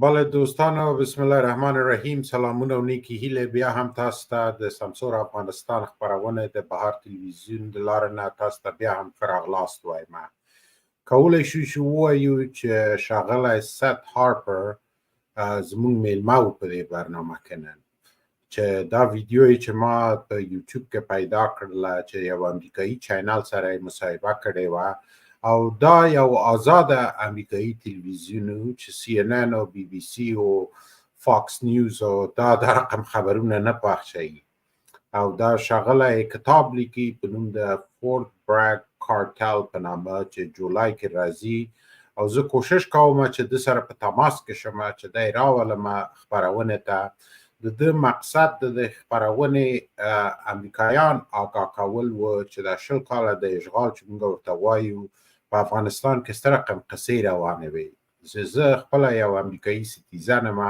او زما خپل د ټکس په ډالر باندې کم رقم تجارتونه روان و نو راځئ نمبر د تلیفون د پردې په مخه کې دی راځئ چې په ده باندې سره وغږیږو بله ډاکټر صاحب محترم سلام علیکم سلام do you want me to speak in English or نه کولی شي زموږ او ستاسو افغاني خپرونه د پښتو دري کې به وغږیږو خپل سلامونه او نیکې له تاسو ستاسو محترم میلمه او یو برخې ستاسو ټولو لیدونکو او اوریدونکو ته وړاندې کوم وعلیکم السلام ښه راغلاست ما ستاسو د میلمه څخه خبرې واورېدې اما ځینې خبرې د واقعیت چې افغانان ویني په خپلو سترګو د هغې نه لږ لرې ښکاري په دې معنا چې کله چې طالبان د جمهوري حکومت په ضد جنګېدل او آزاد علاقې د افغانستان د دوی په لاس کې و په شمول د قندهار او هلمند خصوصا او په هلمند کې د مرجې ولسوالي د نارکوټیکو او د چرسو مرکز و هیچا ورته څه نه ویلې او تجارت د دوی د جنگ مصارف ټول د تریاکو د محصولاتو نه لاسته راته د دې په څنګ کې دوی بشیر نورزی ډېر ښه پېژني چې یو ډېر مشهور ډیلر د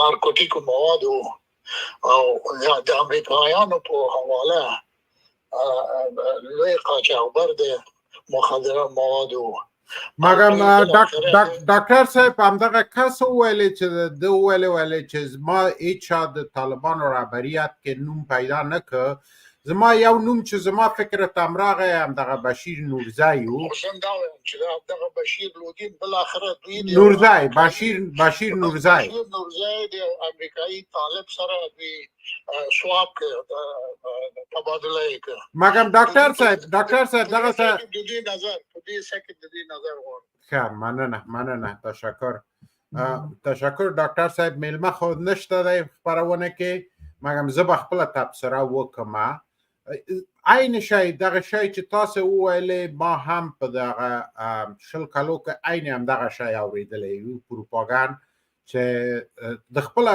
میلمه هم همدغه شی وویلی چې نارکوټیک تروریزم چې دا یو لوی هغه و چې همدغه شی ویل کېده یو نارکوټیک تروریزم روان و او طالبان په دې هغه کې و او دغه بشیر نورزی نوم وخت چې ده وویل چې یو نفر زما نوم ته راشي مګر CNN یو ډاکومنټري لري چې همدغه بشیر نورزی څه رقم په نیویارک کې بندي کیږي هغه ډاکومنټري په CNN کې ده بشیر نورزی د ګلاکا شیرزي احمد ولی کرزي سره ډېر یو ملګری کس و دی په افغانستان کې دغه سره په هغه کې و بیا هغه په یو بانه راوړي امریکا ته چې راځه موږ ته امریکا ته وړو تا نه ډېر یو لوی کس جوړوو حتی عکسونه دي چې 2 امریکایي عسکر سپیشل فورسز په نیویارک هوټل کې د سره عکسونه دی په بانه په همدغه بانه د افغانستان راوړي امریکا ته او دلته بیا په نیویارک کې دی بندي کیږي نو هغه نورزی داسې یو کس نه و چې هغه افغانستان نه دی نیولی چې دا والا د قاچاقبر د هغه و دا دلته مګم دا زه سره موافق یم چې هغه یو تبادله د طالبانو وخت کې د نورزی په هغه وشوله. دوست گرامی سلام، روی خط هستین؟ شمسو جان صافی سلام، آرش هستم از واشنگتن. سلام آرش جان، چطور هستی؟ خوب هستی؟ زنده باشین و تشکر بسیار، برنامه دلچسب. چند چیز زود میخواستم بهش اضافه کنم به اجازهتان. مهربانی. قاچاقبری تاریخش در امریکا وقت شروع شد که بعض فامیلا که انگلیس الاصل بودند، اینا با حمایت انگلیس و خانواده راثچایلد در امریکا شروع کردن قاچاقبری را و در دانشگاه ییل یک کلاب درست کردن به نام سکال اند بونز که کل فامیلای سرمایه‌دارا و رئیس جمهورای قرن 20 اصلا کل خانواده‌شون در اونجا میرفتن و از اونجا قاچاقبری شروع شد. فامیلای بوش، روزولت، راکفلر، کل از این مردم، جان کری، کلشان در سکال اند بونز در ییل یونیورسیتی بودن و قاچاقبری چی از اینا بود؟ چی میگن؟ تخصص از اینا بود. باز بعد از او اقتصاد امریکا بسته شد با قاچاقبری و از ویتنام تا امریکای جنوبی تا افغانستان در همه جایی که امریکا میرفت قاچاقبری مواد مخدر هم همراهش، چون با سرمایه و درآمدش در بانک‌هایی که در نیویورک و لندن اینجا دپازیت میشد، این به فایده بانک‌های بین‌المللی بود.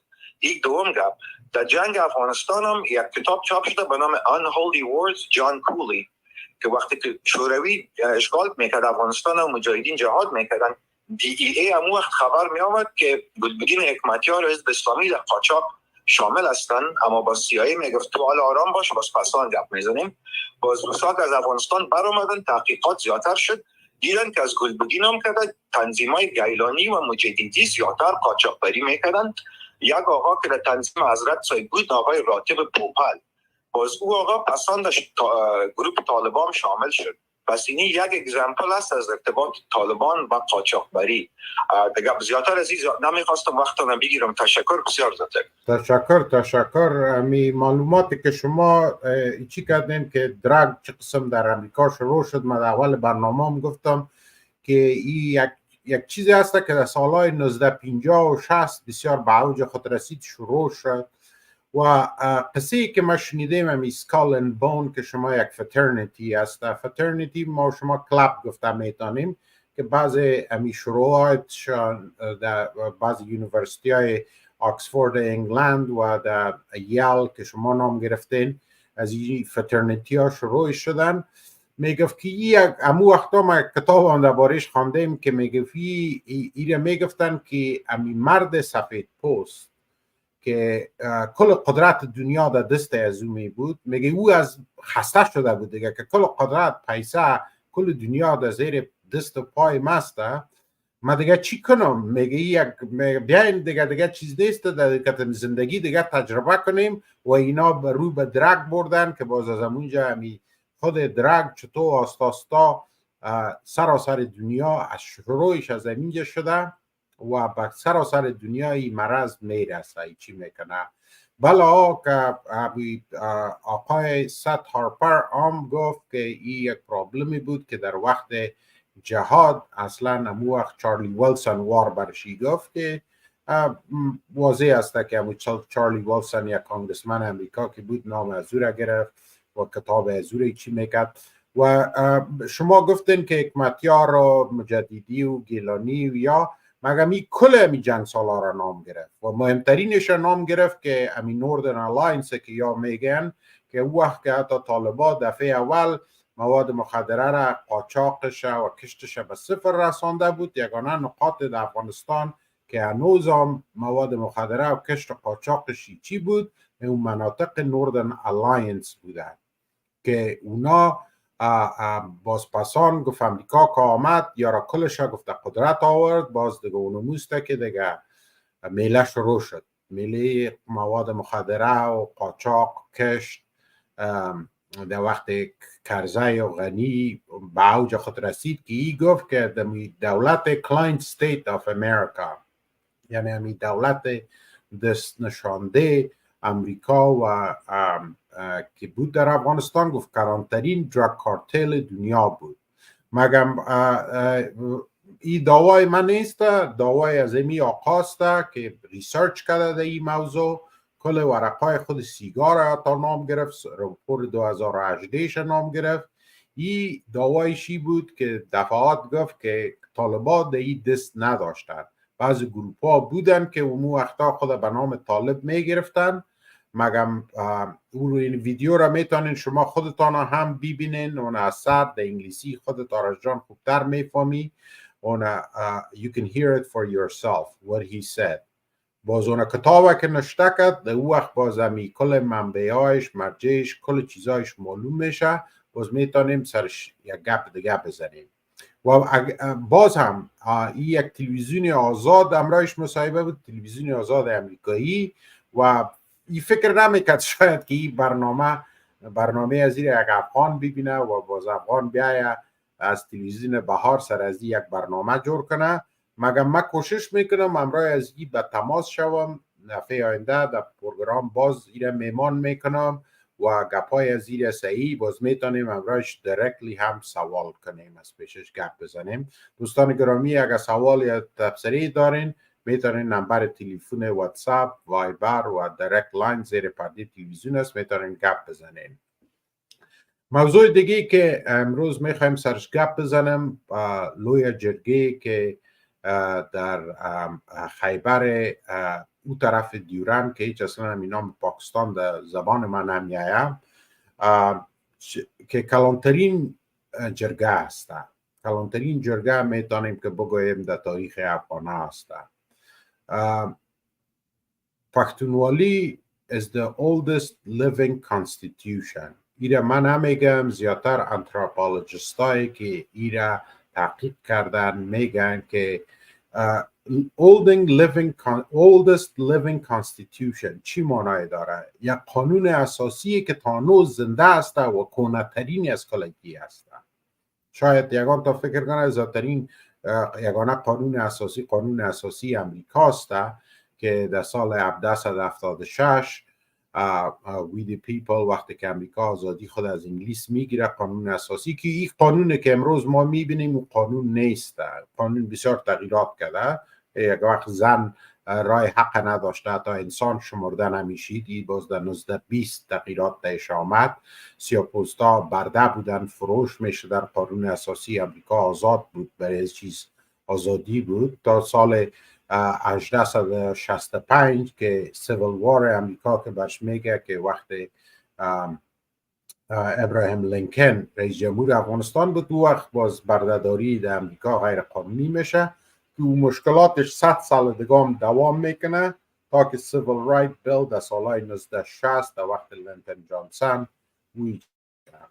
اگر پشتونوالی میگه اونو قانون اساسی است که کهنه‌ترین قانون اساسی است که تا امروزه روز هم مردم تطبیق میکنه و کلانترین ماده از این قانون اساسی لوی جرگه است. جرگه است و لوی جرگه است. ما شما باید این فراموش نکنیم. ما شما بسیار یگان وقت همی لغت‌های یونانی و دیگر بسیار فکر میکنیم که این مهم است. دموکراسی یا رپابلیک، این لغت‌هایی است که لغت‌های یونانی کهنه است، مگر اون چیزی که ما و شما مدنیت خود ما داره و او ارزش کمتر قائل میشه. او افغانستانی پشتونوالی این چطور کده شده میتونه که از این دموکراسی، لغت دموکراسی دنیا کده این سابقه داره. این در وقت پاختا و پارتی ها یا اینمی جرگه بود.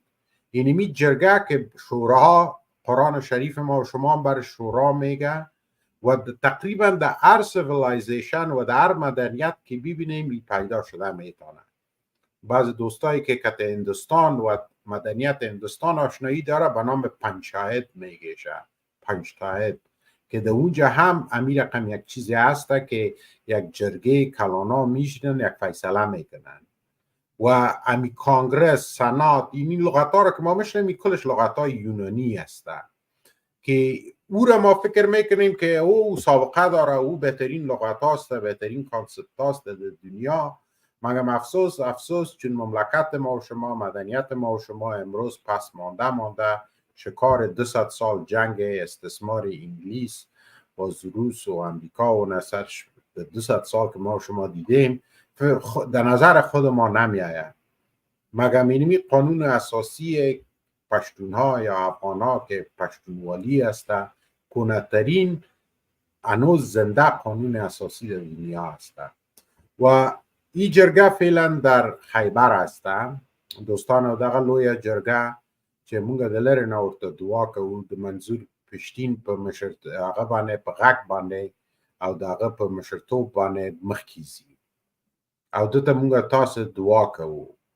دعا د دې لپاره کوو چې د 1940 کال نه چې دغه دانه د سرطان چې دغه د انګلیس بچی پاکستان چې په دغه منطقه کې زیږیدل شوی دی هماغه کال چې یو څو میاشتې پسې اسرائیل په شرق میانه کې او پاکستان مونږ ته انګلیس جوړ کړی پریښی تر نن ورځې پورې افغانستان د دغه پاکستان د هغه نه ارامه ورځ نه ده لیدلی.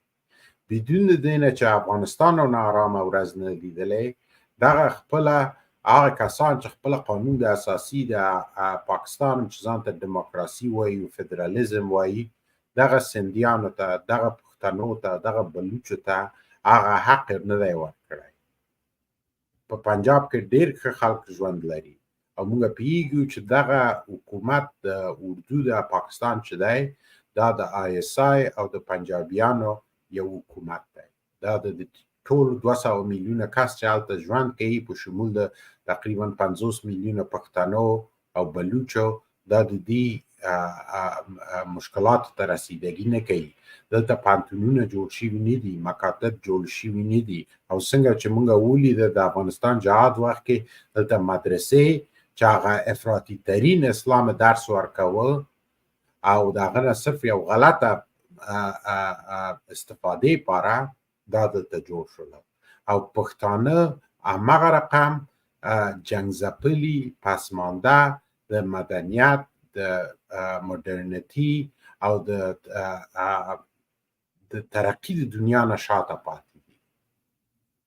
ولې دا هماغه استثمار دی چې د 200 کاله زموږ په منطقه کې راغلی دی چې زه به په ده باندې به هم په جنګ د اول او دوم انګلیس باندې په ډېر زر همدغه رقم یو خپرونه به ولرم او دا به تشریح کړم چې دغه مرض د استثمار څه رقم زموږ مملکت ته راغی او تر ننه پورې دغه اثرات په موږ باندې څه شی دي.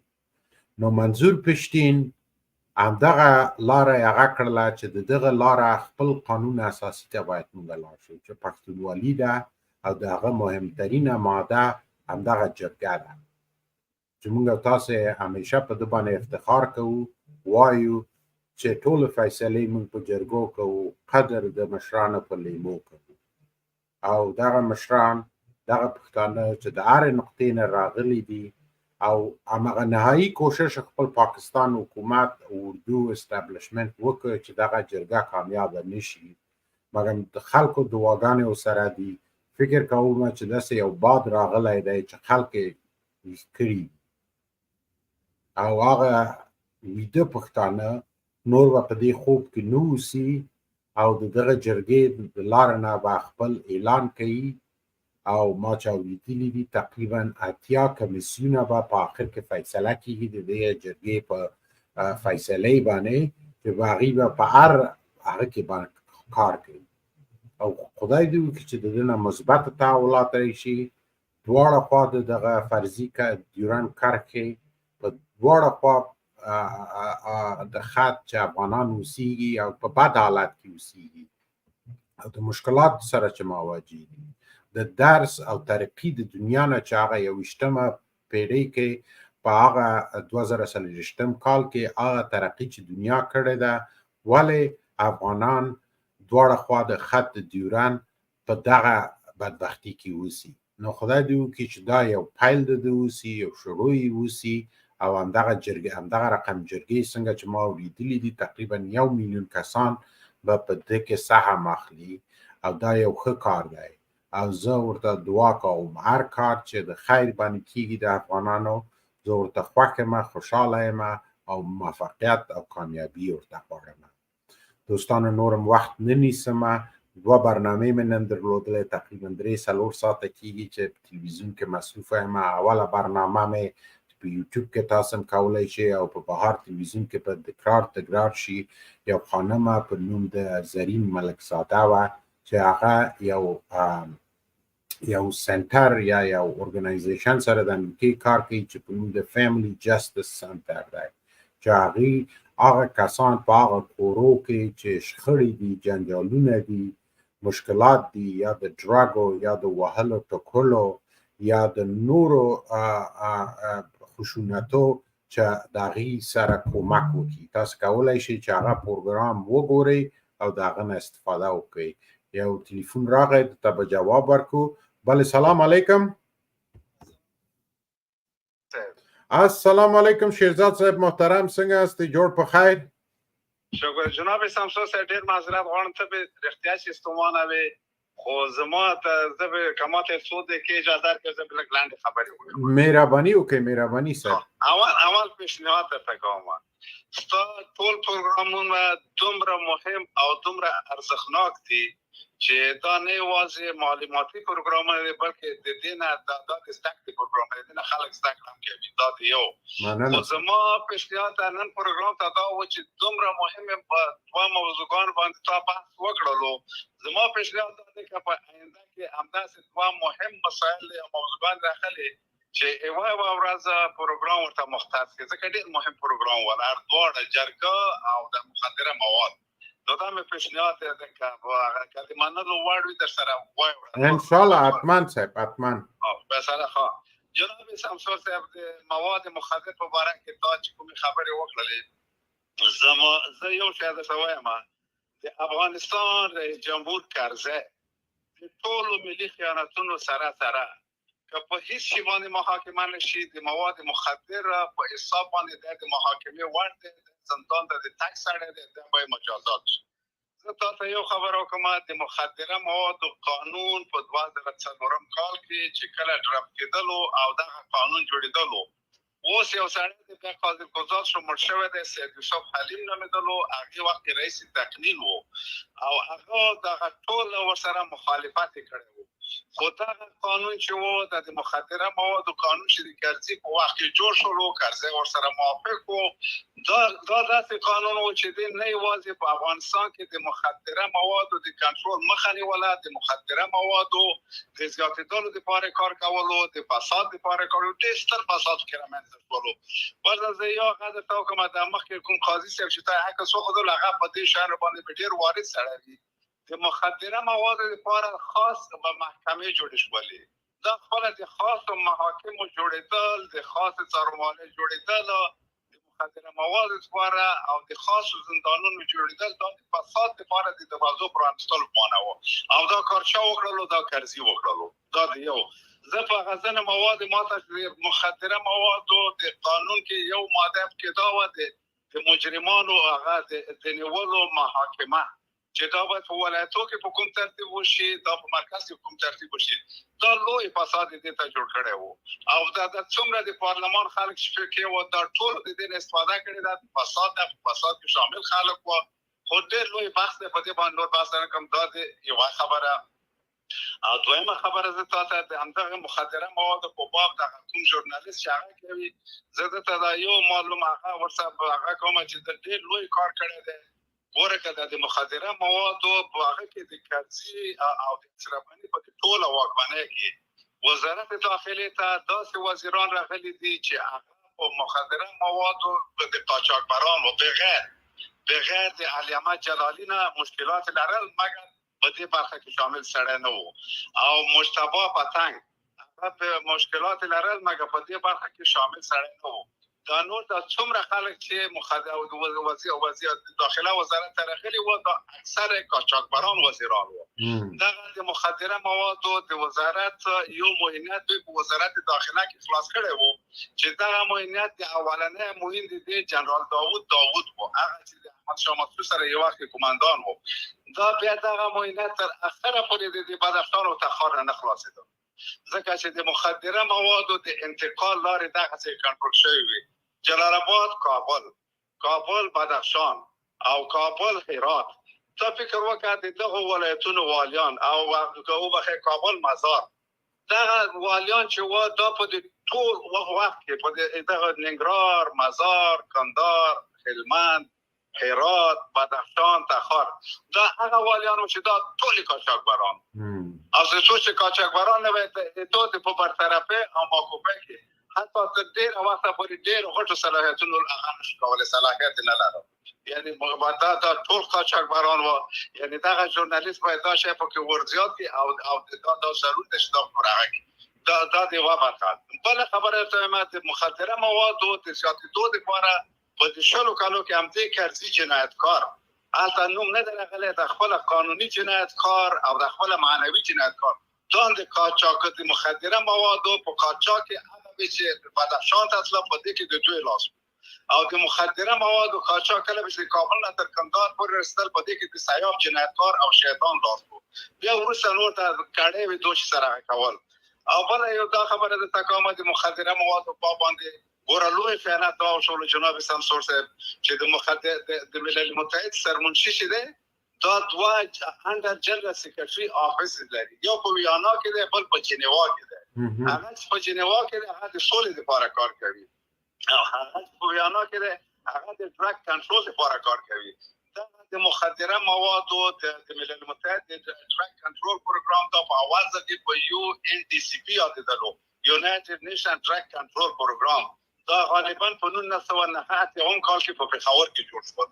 بیا دا پروګرام را انتقال شو افغانستان ته په همدې نامه باندې، بیا دا په 2003 کال کې په یونایټډ نیشن افیس آن ډرګ اند کرایم بیا په دې باندې بدل شو. کله چې په دې باندې بدل شو دغه دفتر دا ډول دفترونه دا ناکام دفترونه و دوی د دې په ځای باندې خطر مواد کې دوی واځي خارجيانو کې خپل ماشين اخر به هیڅ شي پکې نه راکړي. دنیا په څه شي کار کوله، دنیا په دې باندې کار کوله. دو بیرال راپور وکړ چې دونه مواد مخدر دونه زیات او زه واقعیت په دې اندازه باندې هغه نه ورکڅونه چې په دې دوی په راپورونو کې راتلله. دا یو او بل لوی خیانت مخدره مواد په کنټرول کې دا وشو. ګوره جناب سمسور صاحب افغانستان یو مملکت وو او په دې یو مملکت کې د انګلستان سفارت، د کاناډا سفارت، د اروپا د یو شمېر نورو سفارتونو دوی د مخدره مواد د کنټرول پروګرام لرل. دا د بلملي ټولنې په حساب کې و. بیا زموږ د افغانستان په حساب کې وزارت داخله، وزارت زراعت او د وزارت مواد مخدره ورته جوړ کړو، وزارت مواد مخدره ورته جوړ کړو او دا د نور ادارو کې دوه ټولو کې د مخدره مواد د کنټرول شوبې کې خلاص شوه. حتی تر دې پورې ورګانای محل د استاد سره باغ کې یو سړی ناست جیلانی په پنځمه کې سکرمنټو کې دا د ورګانای محل کې رئیس وو. دویم د ډرګ کنټرول پروګرام لرلو. ورته په دې مملکت باندې رشخند وو. مملکت یو مملکت پالیسي ورته لاس پالیسي جوړ شوی، د پالیسي جوړیدل داخه کار دی خو مونږ پالیسي سره هماهنګ شوی وي.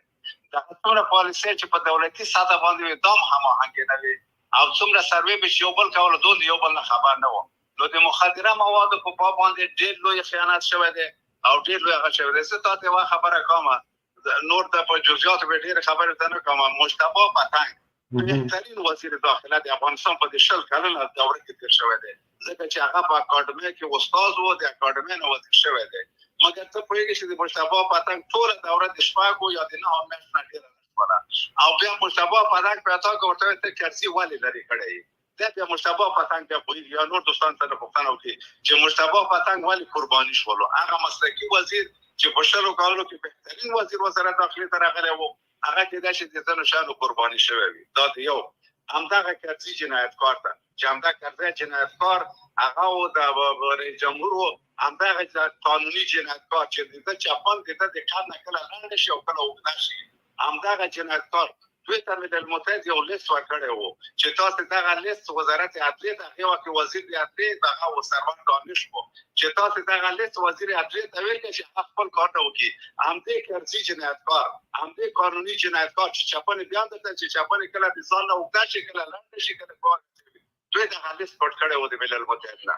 یعنی ډېر ستر جنایتکار هم دوی کړی دی. زه په دې هیله باندې چې داسې ورځ راشي چې همدا قانوني جنایتکار په لندن کې محاکمه شي او کرزي جنایتکار په هغه کې محاکمه شي. ځکه زموږ د 6 میلیونه خلکو انسانانو ژوند کرزي جنایتکار او همدغه قانوني جنایتکار او د دوسر نور جنایتکار د قرباني کړلو، د یتیمان کړل د به سرنوشت کړل د دوی کورنۍ سوال او بدایت کې راولې دي بس ما خبرې ډېر لوی بحث په همدونه باندې کفایت وکړه تاسو ستمونه او زه به خدای په مونږ ډېر تشکر سره مننه ډېر ښه معلومات هم تاسو شریک او رښتیا همدغه ښاغلي سید هارپرم همدا خبرې وکړلې ګرچې تاسو بعضې کسان نوم واخیستل او واضح دی چې په هېڅ امکان نه لري چې په یو جامعه کې ټول کسان خدا نخواسته خراب اوسي یا هېڅ امکان نه لري چې ټول ښه اوسي خو خراب هلته شته دي مګر رقم چې ده وویلې وای دغه خپله حکومت دغه 20 کاله کلاین سټیټ دی یا دغه لاسپوڅی حکومت چې وایي دغه حکومت په عموم کې لکه موږ تاسو چې وایو یو مافیایي کړۍ وه وای دغه خپله لویترین ډرګ ډیلر د دنیا و د بیګست ډرګ کارټل یعنی په ده کې هغه بعضې کسان دي چې مطلق لاس یې درلودله که چې د نوم واخیستل چې هماغه اصلي بیګ نارکاټیک وویل د بیګست نارکو قسیم فهیم و دوستم و حضرت علی و چې دوی هغه کسان چې نوم واخیسته یو بل کس هم نوم واخیسته چې دغه و یعنی فوزیه کوفی مونږ نوم اورېدلی دی نور کسان به و همدغسې مګر د ده معلومات حتی هماغه ښه وزیر داخله چې تاسو وایئ دغه ښه وزیر داخله هم څه دغه معلومات درلوده هېڅ امکان نه لري چې دا دوسیې یو بل څخه معلومې نه اوسي مګر هغې څه شی کولی نه شو زه پوهېږم چې خپله اشرف غني یو ښه سړی و یو استاد و یو اکاډمیک شخص و هغه شاید نه غوښته مګر هغه چا چې دی په قدرت کېنولی و هغه تا نور به ورته ویلې چې همغه چا زه په قدرت کې کېنولی یم اشرف غني دست تا لندن خلاص هیڅ شی نشي کولی د هغه د لاسه څه شی نه کېده نو که نه کېده د لاسه دی ولې را نغللی دغه راپورټر چې نن راځي دغه راپورونه راوړي چې ټول دغه یو دغه دولت د 20 کلن چې بعضې ورته جمهوریت وایي دا وایي یو د ډرګ د مافیا یو کارټل و نو ولې اشرف غني را نغللی استفاده ورنه کړه همدا خبره به دې کړې وه دنیا ته او زه تاسو سره همغږی یم چې خدای دې وکړي چې دا څنګه چې قاضي صاحب هم مخکې وویلې د انسانیت خلاف یو کار دی همغه بدترین جرمو د دنیا نه دا دی هغه نه چې یو نفر لاړ شي ته ووژنې فکر کوم هغه تره دی چې مواد مخدره راوړي او هغه کورنۍ ټول ورسره تباه و برباد او دغه قاچاقبرانو نه تنها چې افغانستان خلکو په وینو باندې تجارتونه کړي دي ټول دنیا ته دغه نقص رسولی دی چې دوی لویترین تجاران او قاچاقبران د مواد مخدره وو خدای دې وکړي چې داسې ورځ راشي په افغانستان په نړۍ کې چې دوی ټول محکمه شي زه پوهېږم چې ټول یو منبع نه یو منبع د امریکا دولت څخه د دغې ټولې دوسیې شته دي ټول د بیلیون ډالرونه او 200 میلیون ډالرونه او 2 بیلیون ډالرونه د مسعود ورونو چې دغه اختطافونه او پیسې او دغه بانکونه و چې د دې پیسې ویستلې او موږ ولیدل چې آخر ورځو کې دی دولت نه و چې دفاع کړې وه د افغانستان نه یا د دولت نه دی فقط قاچاقبران فلمو کې بعضې وخت ګورو که نه چې پولیسو پسې راځي بکسونه یې تیاري د پیسو منډې کوي دی ټول هغه کسان وه پاسپورتونه ویزې په جب کې ویلاګانې په خارج کې درلودلې بنګلې په خارج کې درلودلې فقط بکسو سره تیار ناست و چې طالب ورسېده او امریکا په وتلو کې شوله ټول میدان هوایي ته ورسېدل یو بل سره هغه شوله دا قصې رښتیا دي او خدای دې وکړي چې یو ورځې همدغسې یو محکمه او همدغه رقم حساب کتاب د دې کسانو سره وشي او څنګه چې قاضي صاحب هم مخکې وویلې وجدان لویترین محکمه د دنیا ده او همدغه رقم زه باور لرم چې دی خپل وجدان څخه خپل کورنۍ خلکو څخه شرمنده او خجالت دي دی به آرامه خوب نه کوي هغه کسان چې د دې د مواد مخدره او د دې د توطئو معاملو شکار شوي دي د هغې اروا د هغې د کورنۍ خیرې به دی به آرام تپریني نو منتظر د هغه ورځې به اوسو او شکر چې افغانستان هم نن د دغه کثافتونه پاک شوی دی خدای د نور مشکلات د افغانستان هم حل کړي په جرګو په مشورو په قانون اساسي، په قانونیت، ټول افغانستان، ټول خلک د ټولو اقوامو باید یو ځای شي او دغه لاره د افغانستان د حل پیدا کی. د نجونو مکاتب باید حل شي. طالبانو ښه کارونه هم کړي دي، ښه کارونه ته هم تاسو ته شاباس او آفرین وایم.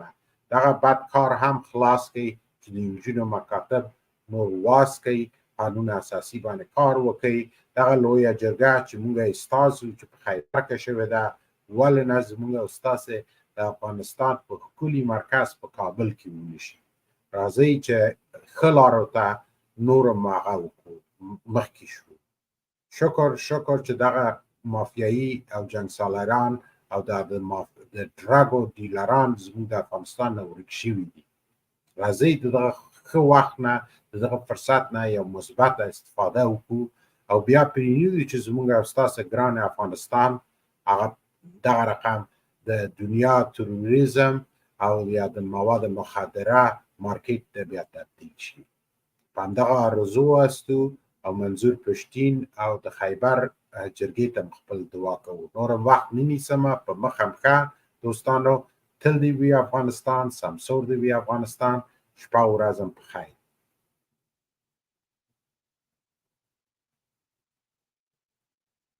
جبارخیل صاحب محترم، پروګرام خلاص دی کنه؟ نور به مو وغږیږي.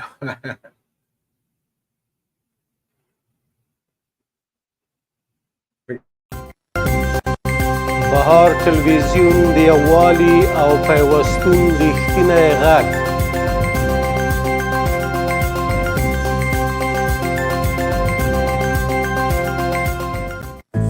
اویسیز مکان زیبا و مجلل در بحیریا.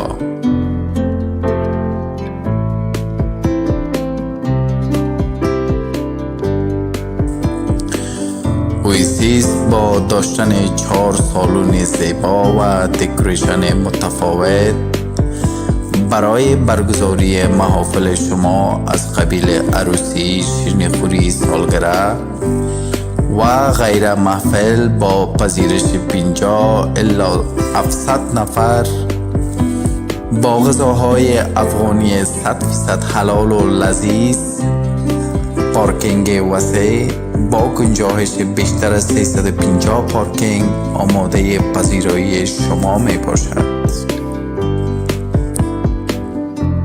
آدرس اویسیس پلاس in نیویورک فریمانت. شماره های تماس 510 791 24 22 و 510 755 40 14. مدیریت رستوران و کیترینگ سرویس کابل وست با خوش‌طعم‌ترین، سنتی‌ترین و متنوع‌ترین غذاها و منیوهای کیترینگ در سراسر جنوب کالیفرنیا آماده پذیرایی و یا پذیرفتن سفارشات غذایی شما هستند. با انتخاب کابل وست و سلیقه، طعم و جاودانه شدن محافل، شب‌نشینی‌ها و مهمانی‌های خانوادگی خویش بیفزایید. کابل وست اسم است شناخته شده، معتبر و قابل اعتماد. انتخاب کابل وست انتخاب بهترین و بی‌رقیب‌ترین رستوران و غذاهای افغانی می باشد. شماره های تماس با آقای سعید مدیر مجرب کابل وست 619 246 9873 و یا 858 622 95 00 هست. آدرس کابل وست 950 اسکانترن رود، سان دیگو، کالیفرنیا.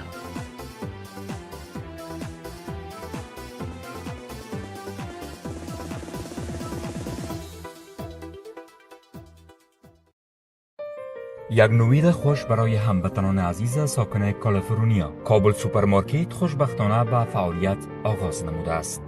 کابل سوپرمارکت با داشتن مواد ارتزاقی و سایر مواد خوراکی از جمله کیک و کلچه اعلای افغانی، نان خشک وطنی و انواع مواد خوراکی با طعم افغانی در خدمت هموطنان عزیز می باشد. قابل یادآوری می دانیم که لوازم آشپزخانه از جمله دیگ بخار وطنی، دیگ چودنی و سایر لوازم افغانی را از کابل سوپرمارکت به دست بیاورید. آدرس 11008 مگنولیا استریت، گوردن گروو، کالیفرنیا 92841. کابل سوپرمارکت از شما و در خدمت شما. هموطنان عزیز، با استفاده از انرژی یا نیروی آفتاب با سولر فیوز می توانید از قیمت برقتان تا اندازه قابل ملاحظه کاسته و یا آن را کاملا لغو سازید. سولر فیوز با کارمندان عالی و آگاه می توانند خانه ها و یا هر گونه ساختمان را با قیمت های مناسب و به سرعت وقت آماده و فعال سازد. برای معلومات بیشتر لطفاً به شماره تلفن 858 345 0006 تماس گیرید. سولر فیوز، منبع روشنایی. بهار تلویزیون د یووالي او پیوستون رښتینی غږ.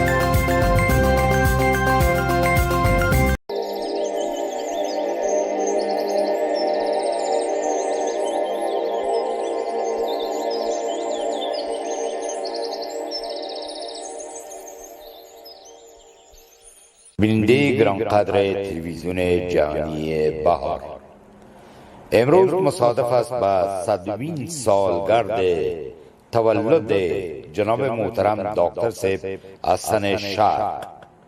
مژده است به شما عزیزانی که اهل مطالعه هستید. کتاب طبع شده تحت عنوان تعلل در مصالحه ملی، تجویز تجزیه افغانستان و موضوع پنجشیر. عنوان کتاب است از دیدنی های سال 1367 دکتر محمد حسن شرق که با مناسبت 100مین سال تولد خویش نوشته‌اند. در واقع این اثر توضیح و تفسیر است از تلاش های نافرجام در تجزیه افغانستان و تن مادر وطن که من از روس و فرهنگ هرگز ننالم که با من هرچی کرد فرزند من کرد. بله، فرزند من کرد. با سپاس فراوان از میرویس شرق که چاپ اول کتاب مذکور را کاملا به اختیار تلویزیون جهانی بهار گذاشتند. بناهن کسانی که خواهش مطالعه این اثر منحصر به فرد را داشته باشند به شماره تلفن 1949 304 7521 تکرار 1949 304 7521 با تلویزیون جهانی بهار در تماس شوند و